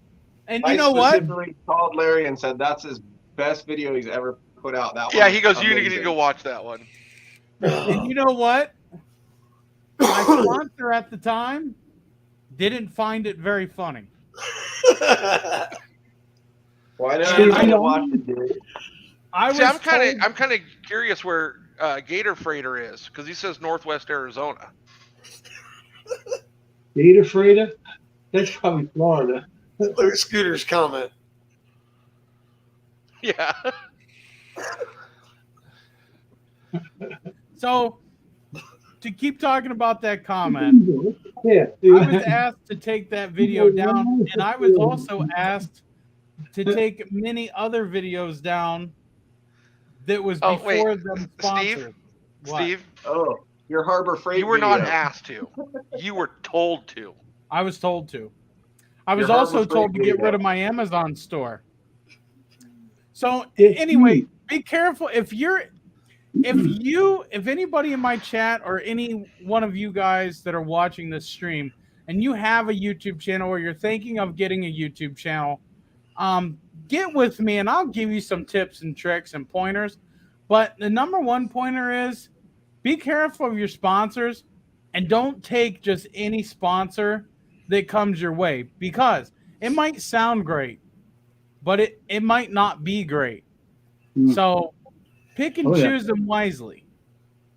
If they want to sponsor a video, their parts. I haven't edited videos or done any videos, but I'd say the number 2 thing is be honest. Just be honest. Yep. Don't blow Be smoke. honest and don't lie. Don't give an honest review just because this company is paying you or sending you a bunch of free things. See, that is the thing that clashed between me and two specific sponsors is my honesty. They wanted 100% positivity. If they sent me, let's just say they sent me a brand new machine. They didn't, but let's just say they sent me a brand new machine. They would expect my video to be, this machine is great, guys. Go on over here and buy this thing, and it does this and it does that. They wouldn't want me to take it out and drive it, break an axle, and then tell you about it. They'd want me to take it out, drive it, break an axle, and not put that in my video. Well, and I'm sorry, guys. If I break an axle, throw a rod to the moon. There's no perfect machine. There's no perfect machine on the planet. They all break stuff. Every one of them. CFMOTO didn't fall out of the alien's ass where nothing breaks. Okay? It came from China, where everything else comes from. And they break. Are they bad machines? No. No, they're not bad machines. Are they good machines? No. There's no such thing. You want honesty? See yeah, this? tell them. This is a stiff-ass secondary spring. That's not the F-50 spring, is it? No. No, it's not the F-250 spring. It's the F-150 spring? This is an F-150 spring. And even this son of a bitch will aid you in ripping belts. Yeah. I know, because I've ripped 2 belts. Right. During testing. It was fun. Don't get me wrong. I see DJ's comment, and I'm not going to put it on the screen, but yeah. Tell you what, if I were to do nothing but drag race and short course race, and I knew I was going to change my belt after every race or two, I would put this in my machine. If I take it out and ride it, it's going to crash. And One thing I will say, going back to this comment down below, he's asking me if there's anything different that I do.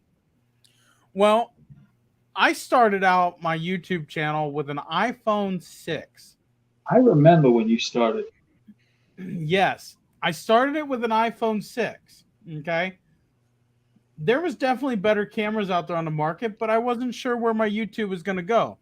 Had I knew that it would end up where it is today, I would have just spent the money on, at the very bare minimum, a good GoPro. So, Ah, my suggestion to anybody that's starting out a YouTube channel, get the latest, newest GoPro Black. Agree. Why is it Because black? Are you racist? why is it got to be black? Are Because you that's racist? no, I find that that's Hey, racist. Larry always bet on black, buddy. yeah. Always bet on black, baby. Always. And once you go black, you don't go back. Nope. Okay. But anyway, GoPro Hero Blacks. The reason why I say black is because the black ones are the best ones that they make. I don't even think they have like the different stages anymore, like the white or the gray. That's what I she think said. they're just all either good or bad. But anyway, get the latest GoPro. The latest GoPro now is a Hero 10. Okay. A 9 or a 10, or even an 8 for that matter, but a 9 or a 10 would be your best. Invest in that Ron's camera. on his knees. And then invest in a good laptop. I like Apple because Apple just it edits, and it didn't cost me an arm and a leg. I got 2 Apple computers for under $2,000. I'm talking to you on one right now, and then my how Oh, would you wait, Steve. You do bitch about it because if somebody calls your phone, your goddamn computer rings. not no more. It doesn't. Not no more. Not no more. Take care of that. But yeah, that part sucked. And So who was the one that used to have the crappy camera? Wasn't that you, Steve? We teased you about the camera. what? Wasn't that you that we used to tease about the camera having crappy quality? Yep. Who was that? Was that who? We used to tease somebody Oh, about Ron. That was Ron. having a crappy camera. Ron, Was he's it still Ron? using a Just leave my potato. fucking crappy camera alone. He's using that potato from 2002. And I did actually go with a cinematic camera. I went with a Sony A7 III camera, which does 90% of my videos now. And I'm sure you guys have noticed a quality difference between this and that. But this is a very good camera and will get you, hey, you want to toss it on your machine? Go for it. You want to toss it under your machine? Go for it. This is a good overall beat it up camera, and with it will give you good video quality and good lighting condition. Back But in the day, those were called Polaroids. That was the only good beat it up camera you could get because nobody else would develop the film. Steve, before I forget, I have a gift for you if you're willing to set it in the mail. I have a friend that worked with David Letterman, and when his office closed, I have 2 Apple computers that they gave me that were directly in his office. It has footage from the last show that they edited and put on when they closed the show. But, Oh, wow. you know, there's a little joke on it, but I don't use Apple computers. I heard Macs and Apples are really good computers. Now, if you're an No, wait. artist, No, the only thing that they do good is video. They suck at No. everything else. yeah, I've heard a lot of artists, people that play music or people that draw, they all rave about it. But me, if there's Because that's more, all they can do. yeah, you're right. Yeah, well, some people you're right, but again, I have these things that they're in great shape. I got nice screen. I'd love to send it to you if you use it, you know, and I'll take care of the shipping. No problem. Now back to the point with the That'd be GoPro. cool. I Yeah. remember after you got your 360 GoPro, Steve, and made a couple of videos. In fact, the funniest video you made was the short clip of you doing the wiper blade in the garage, telling somebody they got it. I couldn't stop laughing. But then the next one you came out with had some footage of that 360. My only drag with the GoPro cameras, and I have every single model from the first one. I got a whole suitcase full of them. And I use my reward points at my Citibank to pay for them. So I really didn't pay for them. But here's the point. You have to go to the GoPro app and use their app no matter what.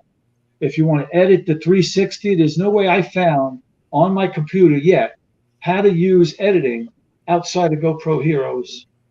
Right. And Yep. so how do you get past also the lighting at night? This is a great camera during the day.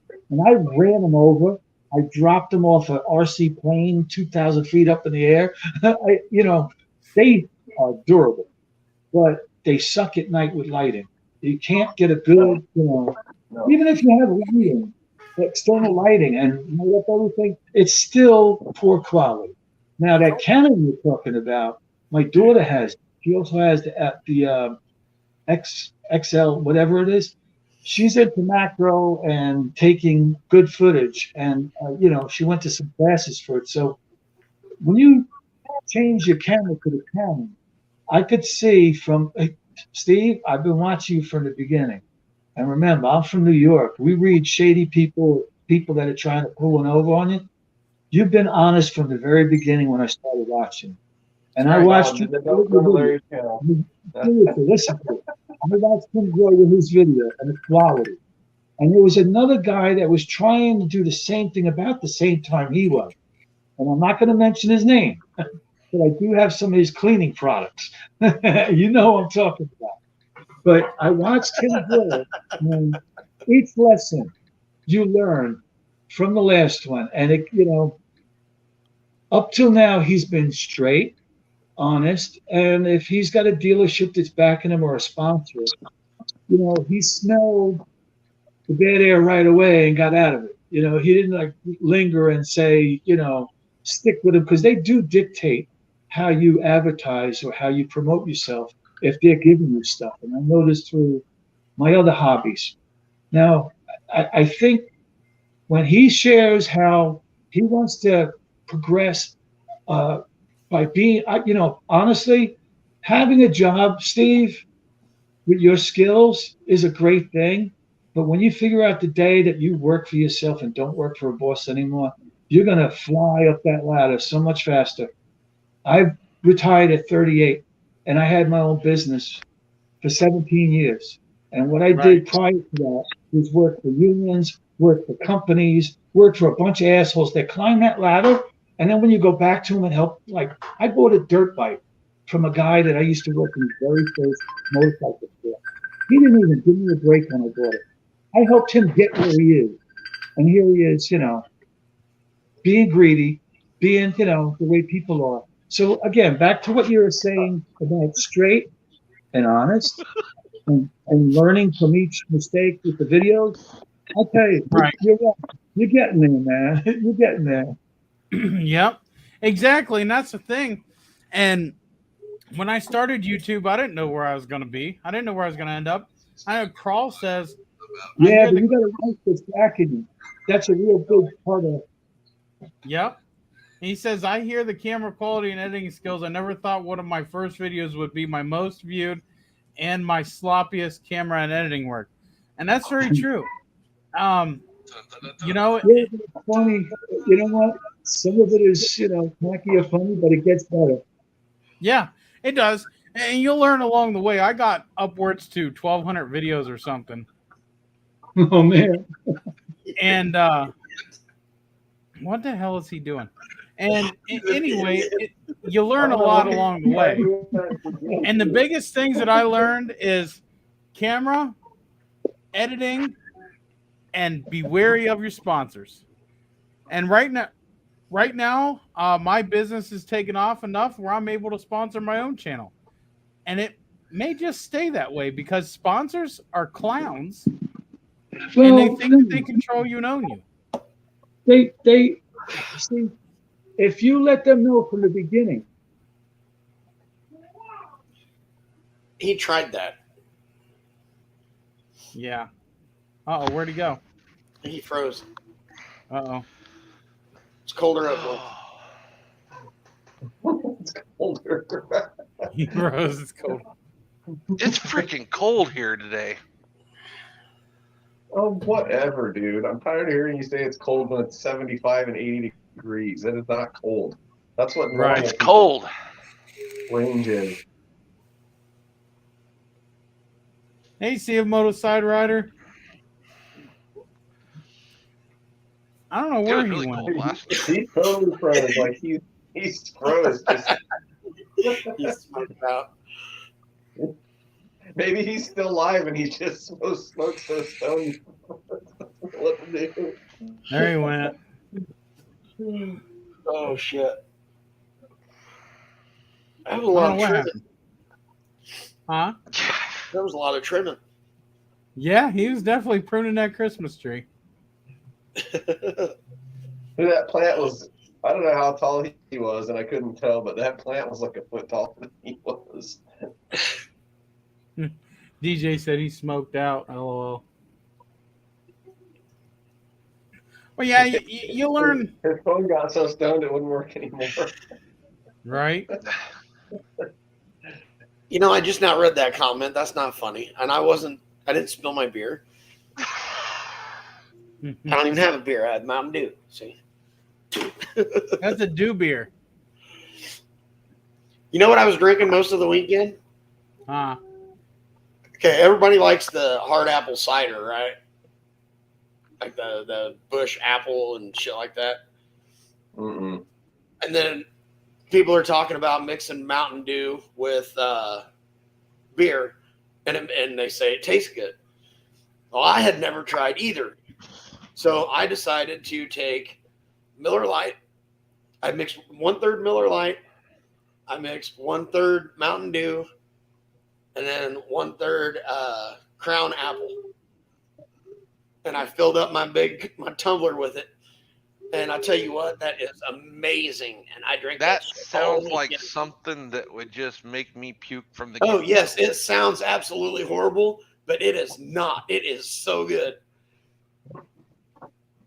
It was The only thing great. that I really drink anymore now that I've gotten older, and I may be a sissy for this, I don't even know. But I usually drink, I'll take Ruby Red vodka and Ruby Red Squirt and mix them like 50-50. You'll take about 2 of those and you're done for a while. And you can't even really taste the Ruby Red vodka. It sneaks up on you really easy. I wake up in the morning to a mixed drink, and I usually go to bed drinking a mixed drink.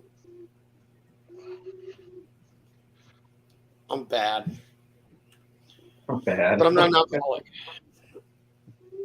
No, it doesn't sound like it. You wake up with one and go to Alcoholics go to bed. meetings. You know, I couldn't tell you the last time I was actually drunk. Last night I had a decent buzz going, but it was my stepdaughter's wedding, so it was fun. My son puked all over the camper. I can't think of the last time that I was like completely incoherent drunk. It's been years, but Oh yeah, it's been. I'm just not a I drinker, couldn't really. tell you the last time I was that drunk. I don't enjoy the hangover feeling. I mean, don't get me wrong. Everybody loves the feeling of when you're got that super perfect buzz. You're not like drunk, but you're got that strong buzz going on, and you just feel good. See, that's love what I that learned to do. feeling. But when you get past that point, and the next morning you wake up and you just feel like trash, like it's just not worth it to me. I don't. And the older I get, the worse it seems. So it's. Well, I was an alcoholic for a few years, and I found a way to get to that perfect buzz, and then just keep that perfect buzz going, and don't get any drunker than that. Maintain it, yeah. Yeah, just maintain. But most people can't do that. Most people get to that perfect buzz stage, and they feel like they're on top of the world, so they have to keep going. Right. He nailed it. He nailed it.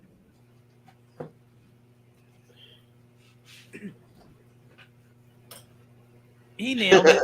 That's right on. That's dead on right there.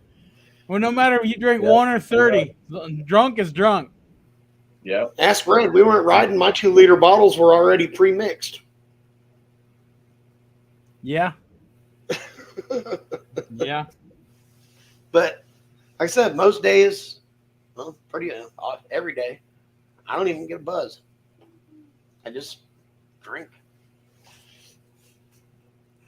Yeah, I do. I drank one time. Well, one time I went riding, and I usually ride at the same place, and it's really not very many. You don't very see, people often. You like So yeah, 'cause I think last time I rode there, me and my friend Scott rode the whole day. I think we saw 2 other people, 2 dirt bikes, and maybe a guy on a quad. And so I had a few beers, and on the way back, I think I stopped and got a fish sandwich or something from Burger King, which was a really bad idea. And I got so sick that night, I think, from the sandwich. And after like probably 7 or 8, 9 beers that day, oh my gosh, it made me so sick. I was like, I'm never drinking again. And that was probably 2 years ago. And I've had maybe a few beers since then. Yeah, I'm not a big beer drinker. No, I mean, just drinker in general. It's just, but the Ruby Red Squirt, Ruby Red Vodka goes down really easy. Doesn't really give me hangovers, it seems, and I don't have to drink a ton of it. And you can't Red uses an editing software that pisses me off. I will use my other one that I've got any day over the one Red uses. I use DaVinci Resolve. And it's not real hard to use. It's not real easy to use either. It is super easy. Listen,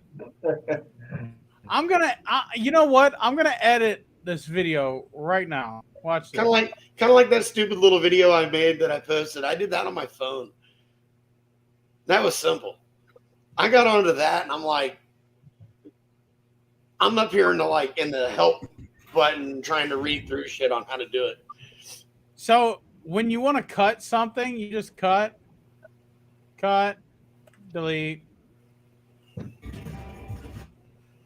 cut, delete. And then you want to add in a picture, you just drag it over. Boom. Done. You want to fade it in. Boom. Done. You want to fade it out. Boom. Done. What's so hard about that, Ron? How many videos have you done with it? Dude, this is kindergarten science.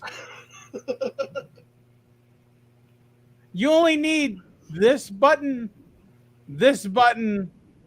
and this button. Well, what if you want your screen to do like a 360 in between, when it jumps from one clip to the next? Okay, that's easy. You just cut the clip, right? Cut the clip. You go up here to effects, okay? And you go to video transitions. And then you scroll down.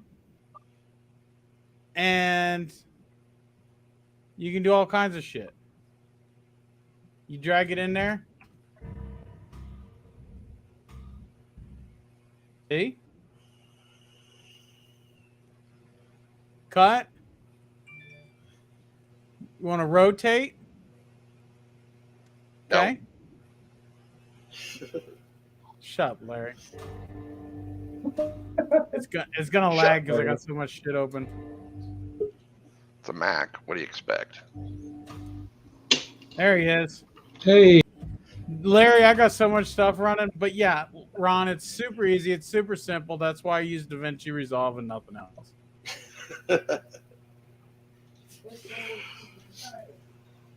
my stupid computer. I don't know what the other one is. It's nothing. The other one is called Film Forth. In my opinion, it's a little more. That's usable. right. Look in the chat. Rocket surgery. Is that your name? Rocket surgery. See, Ron, they all can use it.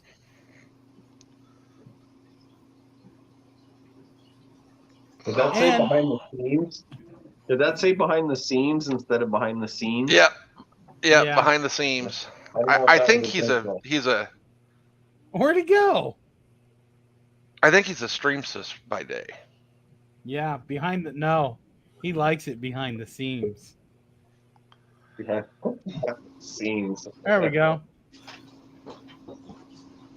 Oh. Did I disappear for a minute? You guys always give me shit about having my machine tore apart. It's because I'm always changing something. Yeah, but every time you change something, the whole machine has to come apart. Hey, what did your wife say on Wednesday? Last Wednesday? I don't remember. When I was working on my clutch? Oh, why don't he just leave shit alone? He literally took the front parts and put them in the back and put the back parts in the front. He just. But But But I'll he tell you what. I'll tell you what though, when you go cruising through the Mojave Desert when it's 120 plus degrees, it's so nice not having that radiator blow on you. Yeah, but now you're gonna have that oil cooler blowing on you. Oh, that is nothing compared to that radiator when that fan kicks on. which of you guys know the most on riding? Well, I'm 46. I don't- I've been No, it riding depends. What are we boats my whole riding? life. Yeah, what are we riding? Who are we riding? Well, I was a dirt bike guy my whole life up until let's say 2018. Then I got rid of my dirt bikes and went to a side by side. And I have a side by side and a quad. The quad I've only been on a couple times, but as far as dirt bike, I've been on one since pretty much I was. I think I got my first 13? dirt bike when I was. I got my first dirt bike when I was 4. Hey, I got my first tricycle when I He was keeps like popping 2. them in and right? out. Yeah, no, I figured it out, but I started out on a my tricycle, children worked my way up to a too savvy. big wheel. Mm.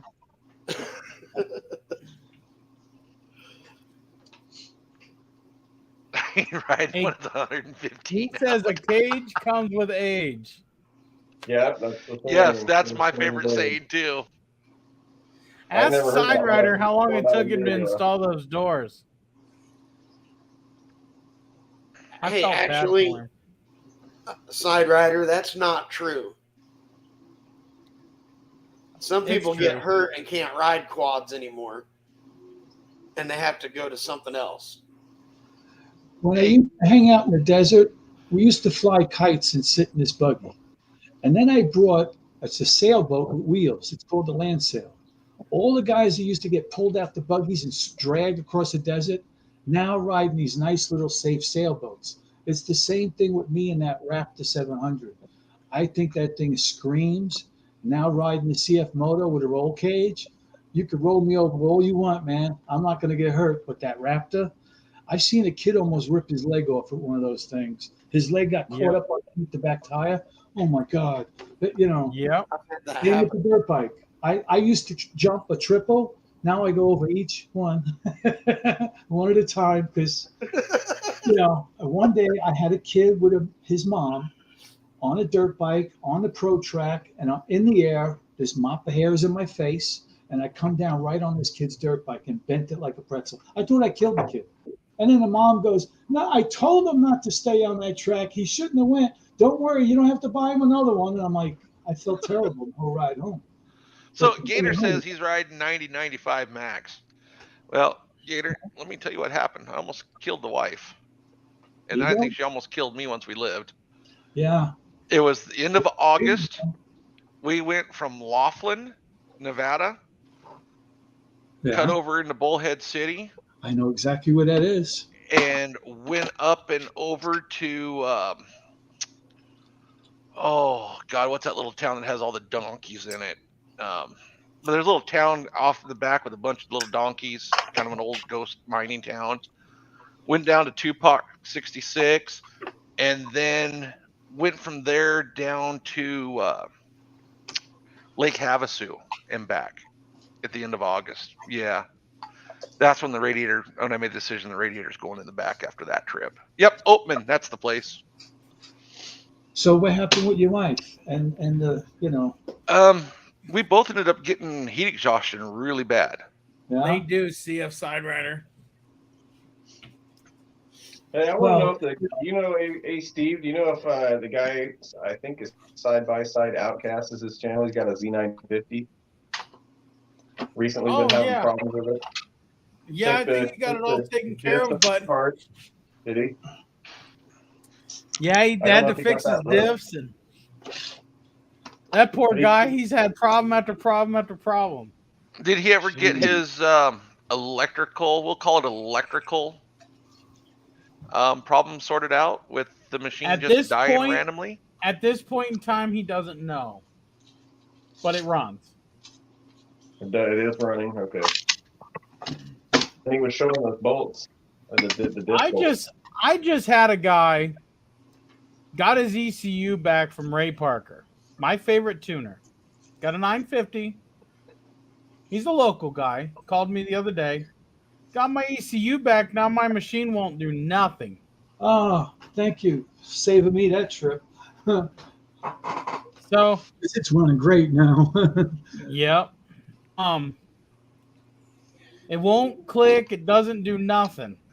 Says he's got power everywhere. I had him try and jump start the starter solenoid with the key on to see if it would fire up. He couldn't get the starter to turn over. Oh. I told him, I said, I don't think it's ECU related. I think it's coincidence related. So we're waiting to find out. Sounds What, like it. he didn't just beat on the starter with a hammer like everybody else does. It's a 950. You can't get to it without tearing half the machine apart. Yeah, it's hidden under there. I mean, you can get The to it, but you got to 950? move a whole bunch of panels. It's in the same spot on the 950. It's right in the back. It's easy. It's right there in the back, right next to where the CVT intake goes. It's right on the back, just Is like it? your guys' machine. Yeah, it should be right in the same spot ours is. Yeah. It is. It's right in the back. I mean, right there. I mean, you can't miss it. You pop that back plastic cover off, and it's sitting right there. I don't even think you have to do that. Okay. I always know because that stupid little red plastic cover that covers the cable where it mounts to the back, that little thing always pops off. So I always got to reach down there and put it back on.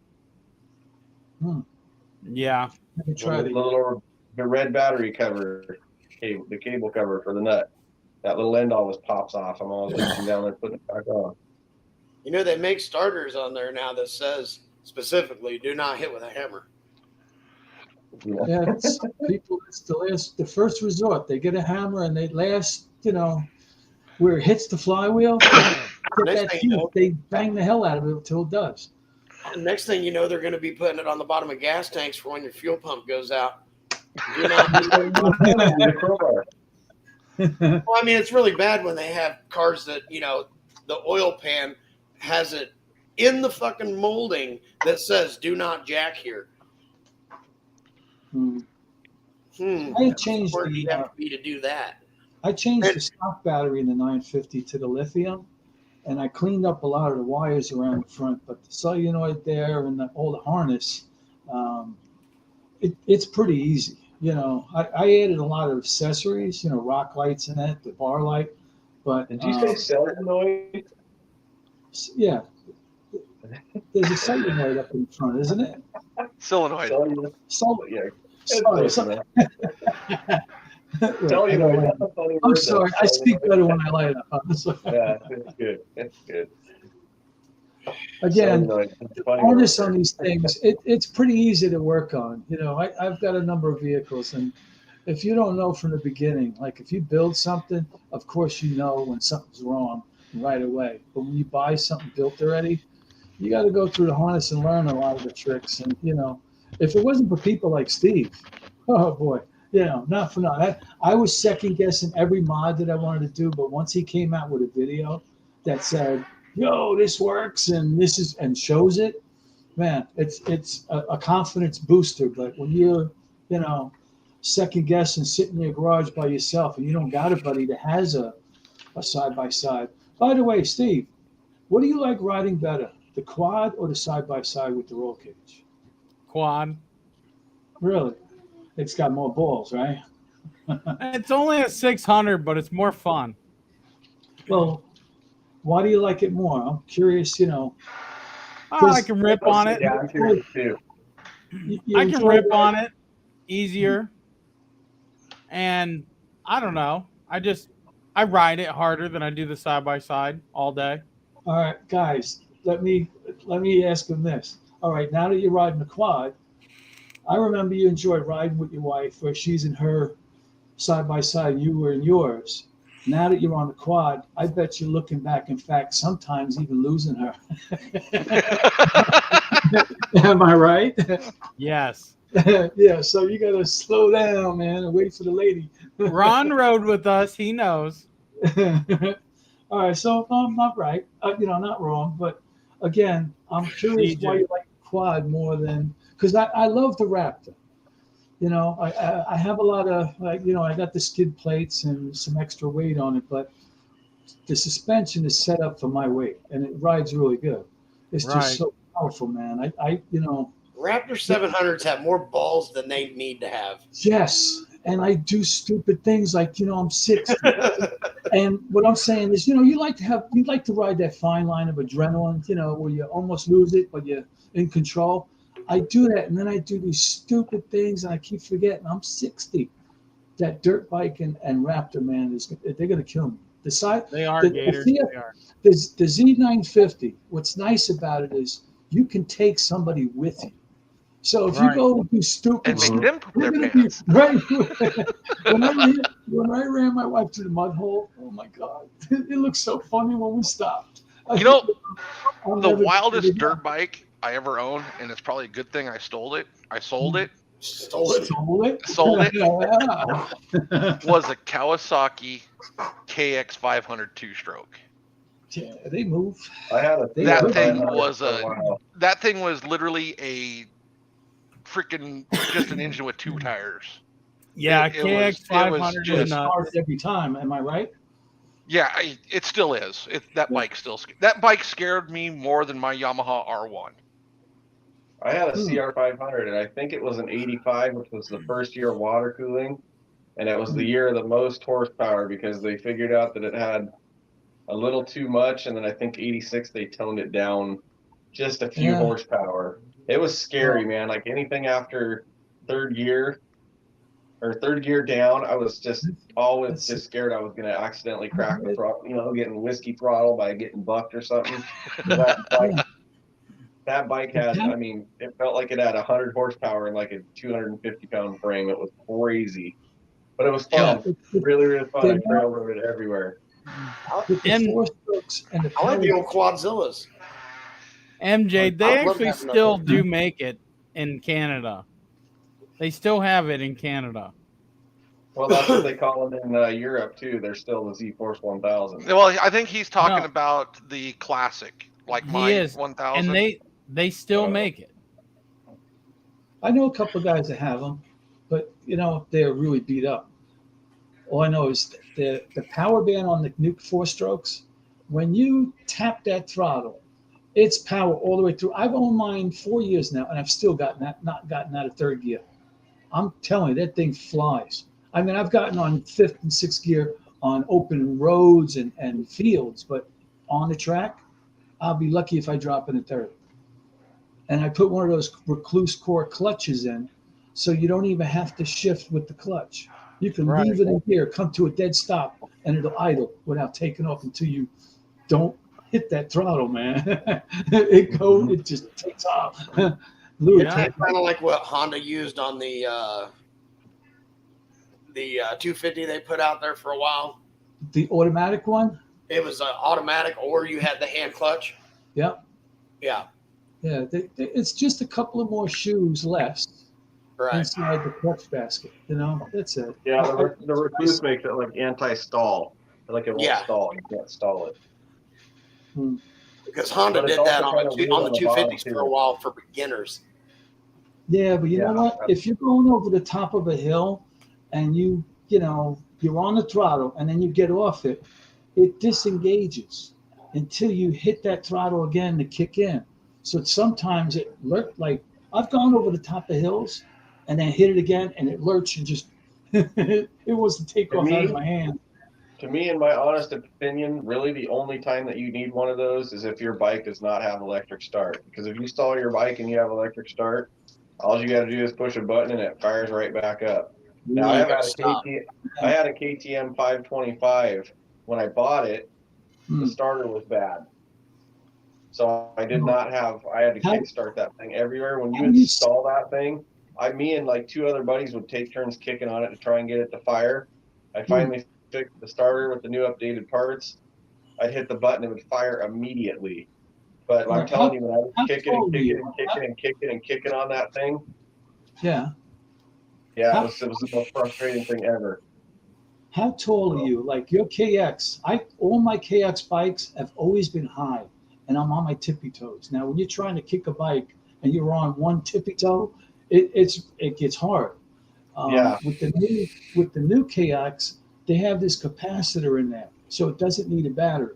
And what you do is you kick it twice to charge the capacitor. On the third kick, Yeah. it starts up every single time, and you don't have to touch the throttle at all because it's fuel injected. My Scooter, no, it's actual, Kicktail Monday. I had a can't. KTM. I had a what was it? A three. I had the Husqvarna version of the FX 350, Good bike. and that had the same thing. Like if the battery got really low, you would just flip the starter, and it would like pre-charge the battery. And then you do it again, it pre-charges battery. Then the third time it was ready to fire. Yeah, I've Even seen if the battery like was street- dead, it would like Yeah. reserve a little bit just to get it started. It was really weird. Do any of you other guys ride a dirt bike? Because what I'm trying to ask him is my KX is so tall, I barely touch the ground. And I rode the I'm Sag. 5'11", and I'm kind of slender, I guess, an average build, I would say. So I mean, Well, I tried setting the I'm not Sag. super tall. I'm just average height. I get short legs. I sit on a 100 now. I'm on my tippy toes. Yeah. Yeah, but you could You sit on a child's hobby the horse and ride you're on your sag tippy with the toes. spring or with the shock somewhat. But on the KX, all of them are really tall, man. I remember even on my old 125 when I was a kid. I'm 5'7". I barely touch the ground, man. But once you get going, you don't need to, But when I stop, there's times I just let the bike go over, man. And when I'm on the woods, on a hill, Crawl. What is it? Crawl Off-Road said it perfect. I had fun on my dirt bike, but I realized I have just as much fun in my side-by-side. The only problem is the next day after I ride my side-by-side, I don't feel like I got my ass kicked the whole entire day the day before. Yeah, like I feel like I'm still And fine. To his comment earlier about being able to take somebody with you, that depends on who you take with you, because you could have somebody with you that says, "Oh yeah, we can make that. It'll be perfectly fine." Oh yeah, yeah. And then when you're stuck and they can't do a damn thing to help you, like just sit there. Oh, I told you. Get the hell away. No. The worst part is when you take somebody with you and it's like, no, we're not doing that. If you do that, I'm getting out and I will walk to the top or I'll walk to the bottom. Oh, Ian, Larry, how much did we see that in fucking Moab? I tell them, what a car is. In Moab, anytime there's any obstacle, the women were out. Hey, you know what? Any obstacle in Moab, women are out immediately. I didn't give the option. I just said, grab the grab bar and tuck your head. Now, see, the women did most of the videoing in Moab because every time there was an obstacle, they were like, "Let me out," so they would get up and go. They got the cameras trying to get killed down the hill. They're not in it with you. I know. MJ Charger. Where in Missouri is MJ Charger at? Even the small stuff that was like a piece of cake. I mean, the stuff that like you just a 3-foot little ledge that you would just climb and go right over. It was like anything that even looked remotely like you might be able to get over. The women were out immediately. All the doors flew open at the same time, and men just got in line, just one after the other. Sure, all the women were up over the obstacle waiting for us. Like, okay, get in, next. Yeah, I'm really sure good all time you guys have taken people for rides, and I've taken.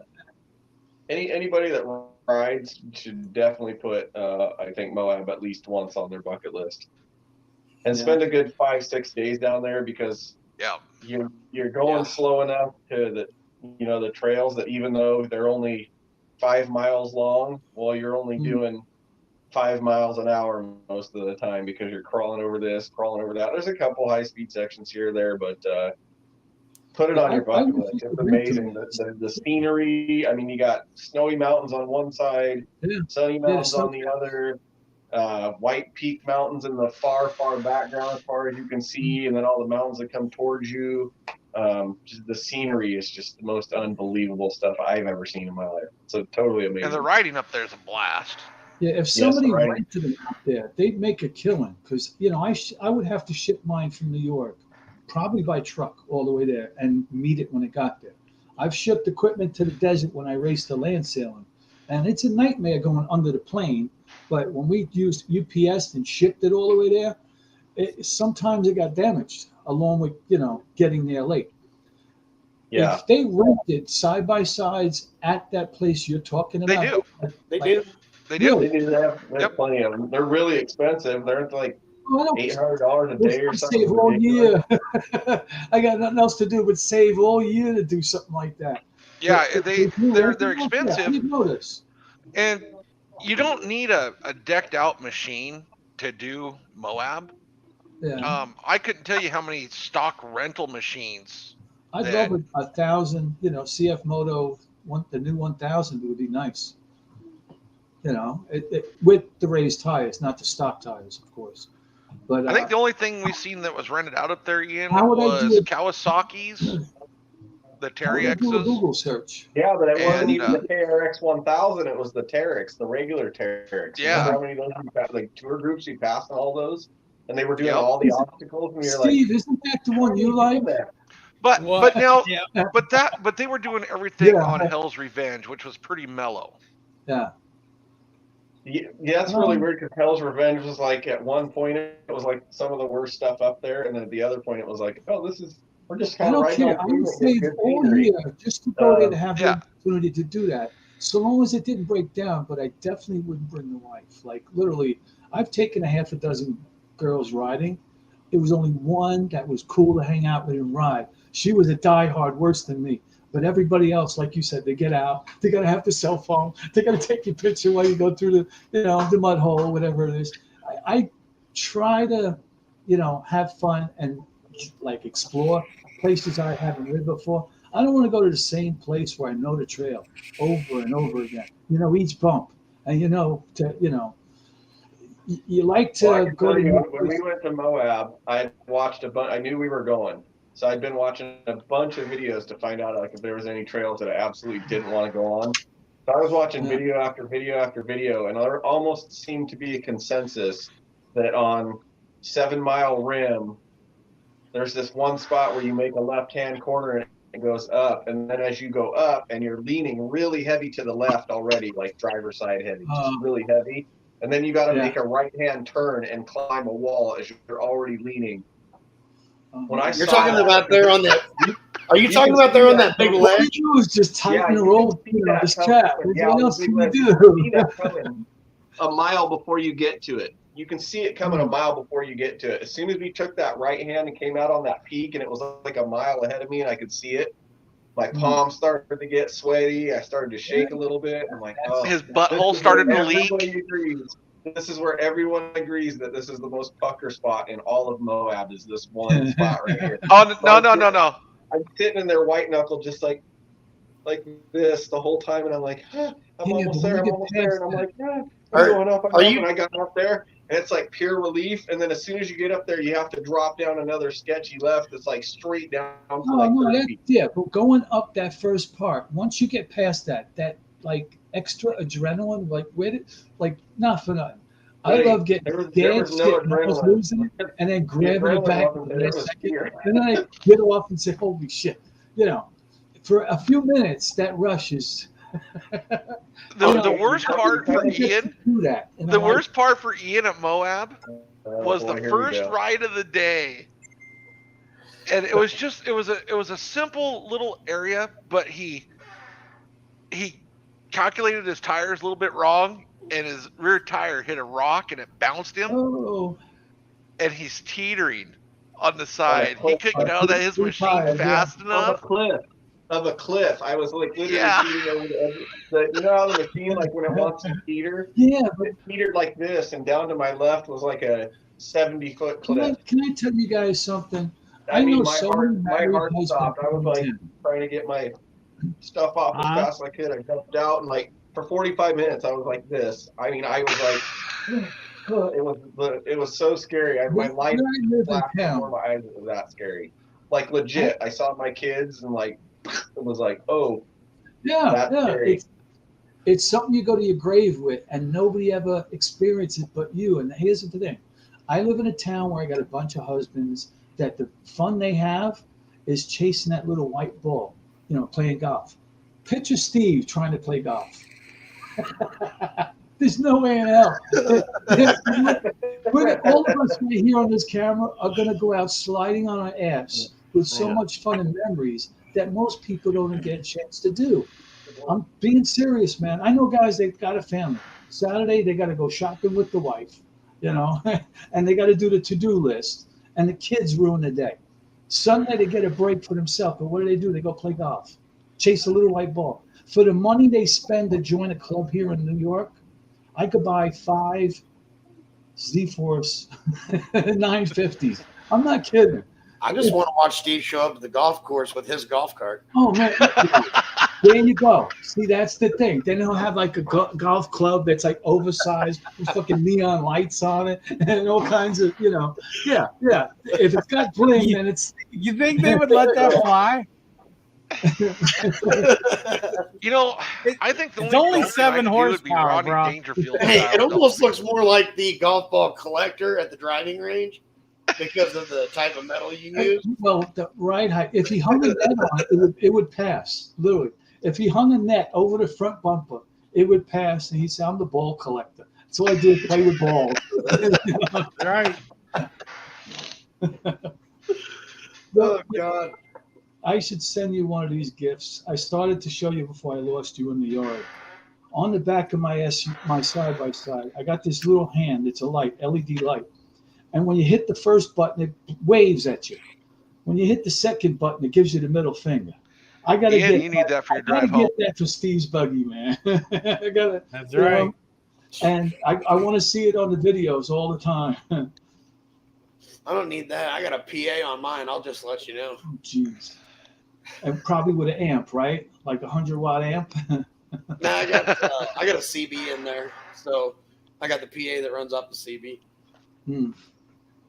It's loud as hell, though. Yeah, well, I put music on the side by side with a portable, and it was so loud that like I'd go to like upstate New York in the middle of the woods, Thank you, Ron. I appreciate it, buddy. And Rush and that. And when I put it on, it's so loud, the fucking deer got to run, man. Everybody, all the animals got to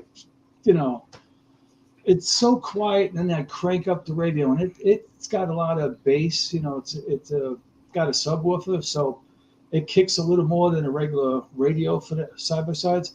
But it's so loud that, you're in the middle of God's country. Here you are just, disturbing the peace, man. I can't hear shit over my exhaust. Really? The whiskey bent tips and the exhaust mufflers. I like the low growl. It's nice. My exhaust on my 600 sounds pretty good, don't it, Ron? I actually like it better since you added the second muffler too, because it got rid of the cackle. Yep. How come the Predator 670 V-twin has a distinct, almost like a Harley sound, but the V-twin on the Z-Force 950 still sounds like a evenly balanced exhaust? You know what I'm trying to say? You don't have that putt. It's a, I don't. What's up with this? It does with it's just a straight pipe and no muffler. Oh, hell, I know that. The neighborhood know that too. They shoot flames. The pipes off just to see what it sounded like, and it scared me right out of the fucking garage. It literally threw me back like, holy shit, is that loud? It's louder than my Harley. I got an S&S motor on my Softail, and I don't think I know anybody with 143 motor on a frame. And the pistons are like coffee cans. Now I got straight pipes, one-off pipes, and it's when I started up, it's like a Harley. But that when you take the pipes off of the Z-Force 950, it has a second concussion after that first. I don't know how to say it, man. It's loud. It's definitely loud. Hey, Steve, those are the Larry, pictures of Larry. Send me those pictures from the day he was talking about. It doesn't look bad in the pictures, but it was teetering on the edge of flipping. Yeah, it was so scary. Yeah, you can post those pictures if you send them to Steve. You can post them. We actually had to tie a rope to the top of his cage and pull him over so he could back out of that. Yeah. Where are these pictures you guys are looking at? I sent them to Steve. Oh, okay. Oh, you want me to share them? Great pictures of not necessarily Oh, here. Slides and slides. I'm trying to do this and stay on here at the same time, but what? Hey, Steve's got it. I know exactly where that's at. He's getting there. Yeah, it's by the uranium deal or whatever. Yeah. I've seen Yeah. some pictures of these things sitting on a giant rock where the wife is down at the bottom filming the husband going up. And if he gets off the gas pedal at any point, he's going to just roll over and over. I don't know where it is. I think it's like either Idaho, the middle of the country. But it's a famous rock that everybody climbs, and usually the Broncos get the best picture. You know, or there's a couple other trucks that look nice up there, but it's so steep, and it's like there's no room for error on the left or the right.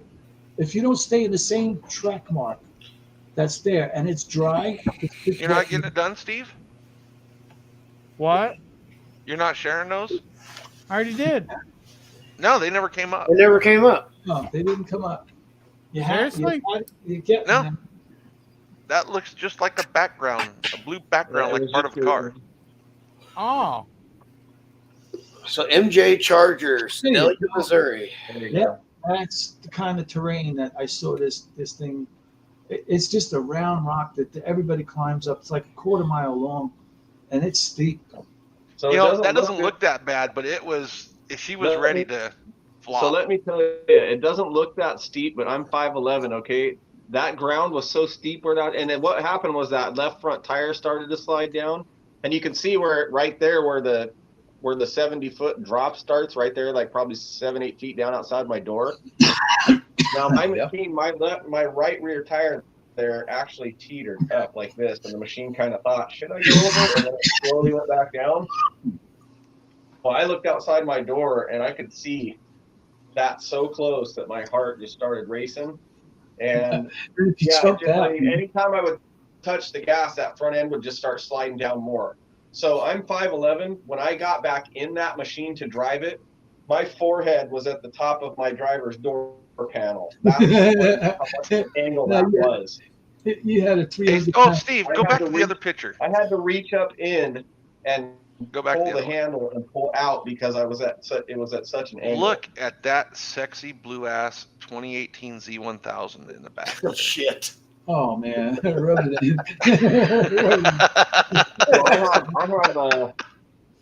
yeah, that almost made me. No, but you know what's funny? Even if you jump out the door, let's say you start losing it and you jump out, you're gonna jump out off the cliff. Yeah. It's like I was sitting in that machine. They're like, you're gonna have to get back in. When I was hooked up to the rope, they're like, you're gonna have to get back in. I'm just like, I don't think I can do this because I'm just looking out this door going, if this rope comes undone or something happens to this rope, like I'm a goner. So I'm like, hey, Scooter, right there, Scooter. You see that? Here, see that, I Scooter? would have got the two fattest wives to sit on the other side of that vehicle, man. Hold it down. I'm serious. I have another video I'd like to share with you guys. Hold on. Next time that happens, that comment that he just made is probably going to be taken personal. No, wait. I got to read the comments. I'm too busy chatting with you guys. Well, guys, I got a phone Chris. call I got to make. So, Chris, no, the sway bars on my machine and Ian's both are removed. I haven't had sway bars on my machine for years. Mine too. Heads up with Main Street Cycle and that tune. You know what? I'm very happy with. I changed the spring. I changed the weights. I changed the belt. I got the high-end belt. My clutch is so good right now. And that Helix, after I put it on, I felt the difference.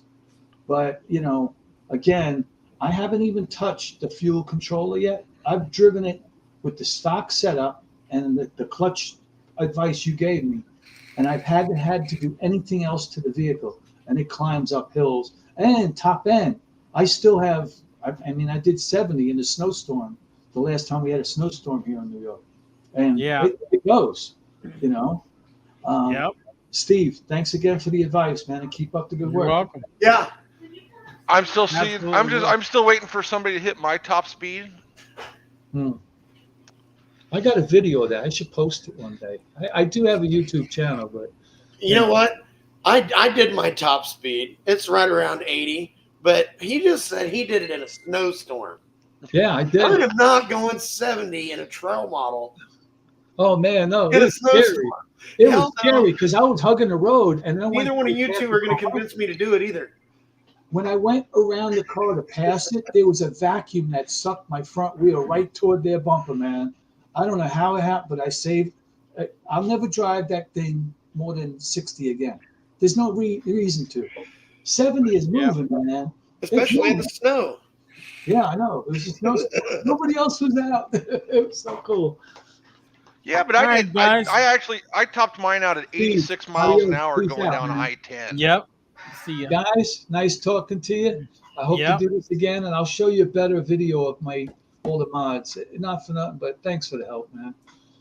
Hey Yep. Steve, You're I just welcome. sent you another video. I'll share it. I got to make a phone call, an important one. So All right. we'll share right. it in the next one. Later, guys. Have a good night. Yeah, All right. alrighty. You guys have fun. All right, guys. We'll see ya. Have fun. I'm gonna go back and lay down and get off my back. Yeah, I got to Or get make on a my phone back. call, You and, look at it. and it's important, so I got to get to it. But all right, guys. Thanks for stopping in and joining the live stream. We'll do another one soon. Probably when Larry's laid up in bed. Yeah, we might Yeah. even stay on topic. No, we won't. I don't even know what the topic was. It I just don't says we either. always talk CFMOTO plus updates. I think we talk CFMOTO and We I don't know always about talk updates. CFMOTO, and we did talk upgrades, so we're good. We nailed it. It said updates, not upgrades. Oh yeah, updates. Yeah, well, I don't remember what the updates were. Oh, here's an update for people who didn't know. Back surgery, 27th. See, there's an update. Yep, 28th we'll be live with Larry in the hospital. Yeah. I'm hoping they Okay. let me. I And, am hoping they let me come home the same day. and more clutch work coming in the works. Hopefully, Yeah, there is more clutch work coming. Hopefully, no more belts. Yeah. Right. All right, guys, we'll see ya. All right. Thanks, Crash. We'll see you later. Thanks for joining, buddy.